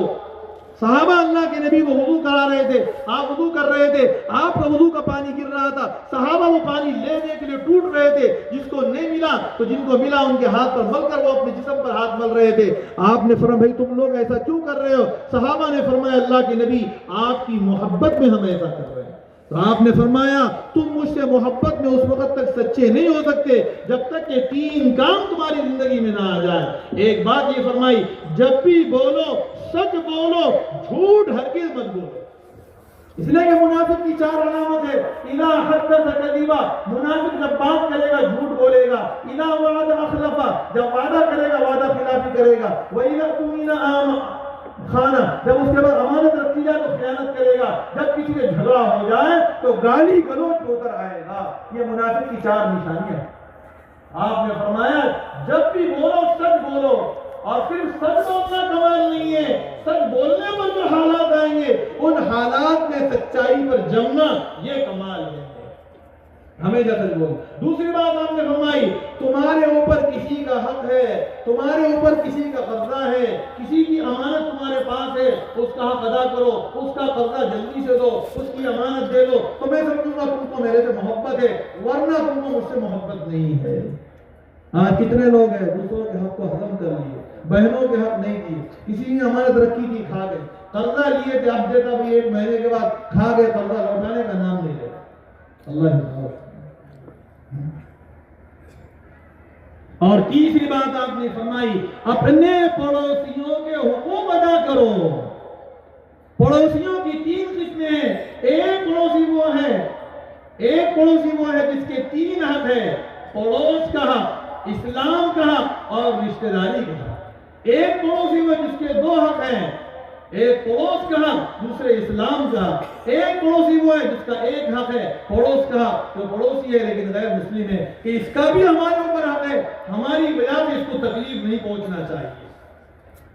ارے اللہ کے نبی صلی اللہ علیہ وسلم نے ارشاد فرمایا: جو تم میں سے اللہ پر اور آخرت پر ایمان رکھتا ہے وہ اپنے پڑوسی کو تکلیف نہ پہنچائے.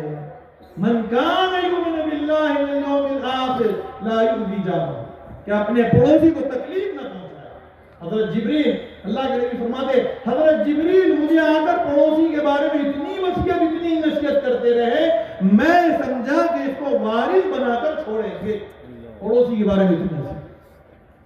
یہ بھائی پڑوسی کا خیال، پڑوسی کے حقوق ادا کرنا، اور یہ سارا کام صرف اللہ کی رضا کے لیے کرنا ہے، کسی کو دکھانے کے لیے نہیں، نام و نمود کے لیے نہیں، اللہ کے لیے کرنا ہے کہ اللہ ہم سے راضی ہو جائے. اللہ جس سے راضی ہو جاتا ہے اللہ اس کے سارے کام بنا دیتے ہیں، کیونکہ اللہ کی رضا سب سے بڑی چیز ہے. وَرِضْوَانٌ مِّنَ اللَّهِ أَكْبَرُ. اللہ کی رضا کا جذبہ، نام و نمود نہیں، دکھلاوا نہیں، صرف اللہ کو راضی کرنا مقصد ہے. کہ ہمیں اللہ نے دنیا میں بھیجا اس لیے کہ ہم اللہ کو راضی کر کے اللہ کے پاس جائیں. پتہ نہیں اللہ کس عمل سے راضی ہو جائے. ہر نیکی کو بڑی سمجھو، ہر کسی نیکی کو چھوٹا مت سمجھو، اور کسی گناہ کو بھی حقیر مت سمجھو. پتہ نہیں کون سا گناہ ہماری پکڑ کا ذریعہ بن جائے. ہر گناہ سے بچو، ہر برے کام سے بچو. ہر نیکی اندر میں چھپے ہوئے ایمان کا اثر ہے، اور ہر گناہ اندر میں چھپے ہوئے کفر کا اثر ہے. ہر گناہ اندر میں چھپے ہوئے کفر کا اثر ہے، اور ہر نیکی اندر میں چھپے ہوئے ایمان کا اثر ہے. اللہ کی رضا کے لیے ہر کام کرنا ہے. اور اللہ نے ہم میں سے ہر ایک کو 2 نعمتیں دی ہے، ایک جان دی ہے اور دوسرے مال دیا ہے. اور اللہ نے ہمیں قرآن میں خبر دی ہے کہ ہم نے تمہاری جانوں کو اور تمہارے مالوں کو جنت کے بدلے میں خرید لیا. ان اللہ اشترى من المؤمنین انفسهم واموالهم بان لهم الجنہ. اب یہ جان مال ہماری نہیں رہی، اللہ خرید چکے ہیں، اور قیمت اللہ نے جنت لگائی ہے. اب یہ بک گئی ہے، اب ہماری مرضی سے ہم اس کو خرچ نہیں کریں گے، اب اللہ کی مرضی سے خرچ کرنا پڑے گا. اللہ نے ہماری جان مال کا سب سے پہلا مصرف وہ اپنے دین کو بتلایا ہے. ہماری جان مال کا سب سے پہلا مصرف اللہ کا دین ہے. اپنی خواہشات نہیں ہے. خواہشات کے لیے اللہ نے جنت دینا طے کی ہے، جنت میں ہماری خواہشات پوری ہوں گی. ہاں اپنے اس مال میں سے سادگی کے ساتھ اپنا گھر بنا لو، سادگی کے ساتھ کپڑے بنا لو، سادگی کے ساتھ کھانے کھا لو، سادگی کے ساتھ اپنی ہر ضرورت کو پورا کر لو. اور ہر ضرورت کے پورا کرنے میں اللہ کا حکم بھی دیکھو اور نبی کا طریقہ بھی دیکھو تو ضرورت بھی پوری ہوگی. ضرورت کا پورا کرنا دین بن جائے گا. اور اللہ کے دیے ہوئے اس مال کو اللہ کے دین کو عالم میں چمکانے کے لیے لگاؤ اور اپنی خواہشات کو یہاں قربان کرو.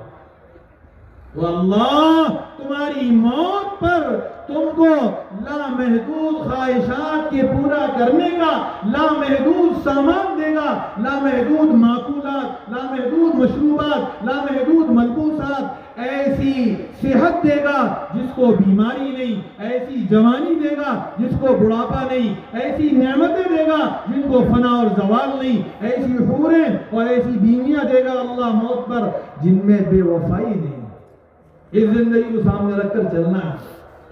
صحابہ کے سامنے یہ زندگی تھی تو صحابہ کی زندگی کو آپ دیکھو، سادگی ٹپکتی تھی. ان کے لباس سادہ، ان کے مکان سادہ، ان کے کھانے سادہ، ان کی شادیوں میں لمبی لمبی دعوتیں نہیں تھی. ان کی زندگی کے آپ جس رخ کو بھی دیکھو گے سادگی ٹپکتی تھی. حالانکہ اللہ نے ان کو مال بہت دیا تھا. قیصر و کسریٰ جب فتح ہوئے اس کے خزانے جب صحابہ کے پاس آئے تو ان کے گھر میں سونے چاندی کے ڈھیر ہوا کرتے تھے، لیکن اللہ کے دیے ہوئے اس مال کو اللہ کے دین کو عالم میں چمکانے کے لیے لگایا، اللہ کے ضرورت مند بندوں پر لگایا، دینی کاموں میں لگایا، دینی مدارس میں اور دین کے کاموں میں اس مال کو انہوں نے لگایا اور اپنی ہر ضرورت کو سادگی کے ساتھ پورا کیا. آج مال کیا لگ رہا ہے؟ بولو بھائی ہمارا اپنی خواہشات پر لگ رہا. اپنی خواہشات کو لگ رہا ہے، اسراف میں لگ رہا ہے، فضول خرچی میں لگ رہا ہے۔ قرآن میں اللہ نے فرمایا ان المبذرین کانوا اخوان الشیاطین، فضول خرچی کرنے والے شیطان کے بھائی۔ لاکھوں روپیہ شادیوں میں خرچ ہو رہا اور دین کے کام پر خرچ کرنے پر اللہ نے فرمایا وما انفقتم من شیء فهو یخلفه، جو چیز بھی تم خیر کے راستے میں خرچ کرو گے، خیر کے کام میں خرچ کرو گے، ہم کئی گنا زیادہ بڑا اس کا بدل تم کو دیں گے۔ اور ایک جگہ فرمایا مثل الذین ينفقون اموالهم في سبيل الله كمثل حبة انبتت 7 سنابل في كل سنبلة 100 حبة والله يضاعف لمن يشاء۔ مثال ان لوگوں کی جو اپنا مال اللہ کے راستے میں خرچ کرتے ہیں۔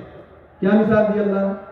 مثل الذین ينفقون اموالهم كمثل حبة، اس دانے کی طرح ہے، انبتت، جس کو بویا گیا تو اس سے 7 بالیاں نکلی ایک دانے، فی کل سنبلۃ 100 حبہ، ہر بالی میں 100 دانے، تو ایک دانے میں 700 دانے وجود میں آئے۔ 1 روپیہ تم خرچ کرو گے، 700 روپیہ اللہ کم سے کم دنیا میں دیں گے۔ اور آگے فرمایا واللہ یضاعف لمن یشاء، اللہ اور اس سے بہت گنا بڑھا کر دیں گے۔ اور ایک اللہ فرما رہے من ذا الذی یقرض اللہ قرضا حسنا فیضاعفہ لہ اضعافا کثیرہ، کون ہے جو اللہ کو اخلاص کے ساتھ قرضہ دے تو اللہ کو کئی گنا زیادہ بڑھا کر دیں گے۔ اللہ، جب یہ آیت نازل ہوئی تو حضرت ابو دہدہ رضی اللہ عنہ حضور کے پاس آئے، فرمانے لگے اللہ کے نبی اللہ تعالیٰ ہم سے قرض مانگتے؟ حضور نے فرمایا ہاں اللہ قرض مانگ رہے۔ تو کہنے لگے وہ میرا ایک باغ ہے کھجور کا جس میں 600 درخت کھجور کے ہیں، اسی باغ میں میرا درخت میرا گھر ہے اور وہ باغ میں تو سب سے زیادہ محبوب ہے، میں یہ اپنا محبوب باغ اللہ کو قرضہ دے رہا ہوں۔ حضور بہت خوش ہوئے، پھر اپنے باغ میں گئے، آواز لگائی اپنی بیوی کو اے ام دہدہ، اے ام دہدہ، وہ باہر نکلی کیا بات ہے؟ کہا میں نے اپنا یہ باغ اور یہ گھر اپنے اللہ کو قرضہ دے دیا۔ بیوی کہنے لگی واہ واہ بہت اچھا سودا کیا، چلو اپنے بچوں کو لے کر نکل جاؤ اس باغ سے، اور بچوں کو لے کر نکل گئے اس باغ سے، اور باغ بھی اپنا گھر بھی اپنے اللہ کو قرضہ دے دیا۔ ایسے یقین والے لوگ تھے اور ایسی یقین والی عورتیں تھیں۔ علماء نے لکھا ہے جب کوئی آدمی کسی خیر کے کام میں اپنا مال خرچ کرتا ہے اور اس کا یہ مال اس کے جیب سے نکل کر اس خیر کے کام میں خرچ ہوتا ہے تو یہ مال جاتے جاتے صاحب مال کو 5 باتیں کہتا ہے۔ سب سے پہلی بات یہ کہتا ہے میں حقیر تھا، تو نے اس خیر کے کام میں خرچ کر کے مجھے عظیم بنا دیا۔ دوسری بات کہتا ہے میں فانی تھا، تو نے اس خیر کے کام میں خرچ کر کے مجھے بقا دے دی۔ اللہ فرمائے ما عندکم ينفد وما عند اللہ باق۔ تیسری بات یہ کہتا ہے میں ابھی تک تیرے ہاتھ میں تھا، جیسے تو نے خرچ کیا میں اللہ کے ہاتھ میں چلا گیا۔ اور چوتھی بات یہ کہتا ہے ابھی تک میں تیرا دوست تھا، ابھی تک میں تیرا دشمن تھا، جب تک تیرے پاس تھا، جیسے تو نے خرچ کر دیا اب میں تیرا دوست بن گیا۔ اور 5ویں بات کہتا ہے ابھی تک تو میری حفاظت کر رہا تھا، اب تو نے خرچ کر دیا، اب میں تیری حفاظت کروں گا۔ بلاؤں سے حفاظت، مصیبتوں سے حفاظت، بری موت سے حفاظت۔ اللہ کے دین کے لیے اپنا جان اپنا مال خرچ کرنا۔ صحابہ خرچ کیا کرتے تھے، صحابہ کو اللہ نے ایسا چمکایا کہ آج تک ہماری زبانوں پر ان کے نام ہے، ہم عزت سے ان کا نام لیتے۔ انہوں نے اللہ کے دین کے لیے خرچ کیا، اللہ کے دین کو چمکانے کے لیے خرچ کیا، اللہ نے ان کو چمکایا۔ آج تک ہماری زبانوں پر نام ہے، ہم نے اپنے بچوں کے نام صحابہ کے نام پر رکھتے ہیں۔ سیدنا ابوبکر صدیق، سیدنا عمر فاروق، سیدنا عثمان غنی، سیدنا علی مرتضی، حضرت بلال، حضرت خباب، ان صحابہ کے ناموں پر اپنے بچوں کے نام رکھتے۔ تو جس دین کو عالم میں چمکانے کے لیے صحابہ نے مال خرچ کیا، اپنا جان لگایا، وہی دین قیامت تک آنے والی امت اور قیامت تک آنے والی انسانیت کی کامیابی کا ضامن ہے۔ چاہے دنیا میں کتنی ترقی کیوں نہ ہو جائے، یہ دین اس زمانے میں جب نازل ہوا جو اونٹوں کا زمانہ تھا، گھوڑوں کا زمانہ تھا، اب یہی دین چاہے راکٹ کا زمانہ ہو، ایٹم بم اور ہائیڈروجن کا زمانہ ہو، چاہے کمپیوٹر کا، اور کتنی دنیاوی اور مادی ترقیات دنیا میں کیوں نہ ہو جائے، اس دین کے سوا دوسرا کوئی راستہ اس امت کی کامیابی، اس امت کی حفاظت اور اس امت کی نجات کا کوئی راستہ نہیں۔ سے اللہ نے ہمیں جان دیا ہے، مال دیا ہے، اس جان مال کو اللہ کے دین کو عالم میں چمکانے کے لگائیں گے، اللہ ہمیں چمکائے گا، اللہ ہماری حفاظت کرے گا، ہم دین کی حفاظت کریں گے، اللہ ہماری حفاظت کرے گا۔ اللہ نے قرآن میں خود فرمایا اِنَّا نَحْنُ نَزَّلْنَا الذِّكْرَ وَإِنَّا لَهُ لَحَافِظُونَ، اس دین کو ہم نے نازل کیا اور ہم اس کی حفاظت کریں گے۔ اب جو اس کی حفاظت کے لیے اپنا جان مال لگائے گا، اللہ ان کی بھی حفاظت کریں گے۔ اس دین کی حفاظت کے لیے، اس دین کی حفاظت کا راستہ یہ ہے کہ ہم اس دین کے لیے اپنا جان مال لے کر اللہ کے راستے میں نکلے، اللہ کے راستے میں ہم پھریں گے دین کی نسبت پر، جہاں جہاں ہم جائیں گے وہ اللہ کا دین پھیلے گا اور ہماری زندگیوں میں دین آئے گا اور بے دینی عالم سے ختم ہوگی، جہالت امت کی ختم ہوگی، امت کا ارتداد ختم ہوگا، اور اس کا راستہ صرف اللہ کے راستے کا خروج ہے، اور یہ اللہ کا ایسا حکم ہے کہ اس کا کوئی بدل نہیں ہے۔ قرآن میں اللہ نے فرمایا اللہ کے راستے میں نکل کر محنت کرنے والے اور اپنے گھروں پر بیٹھے برابر نہیں ہو سکتے۔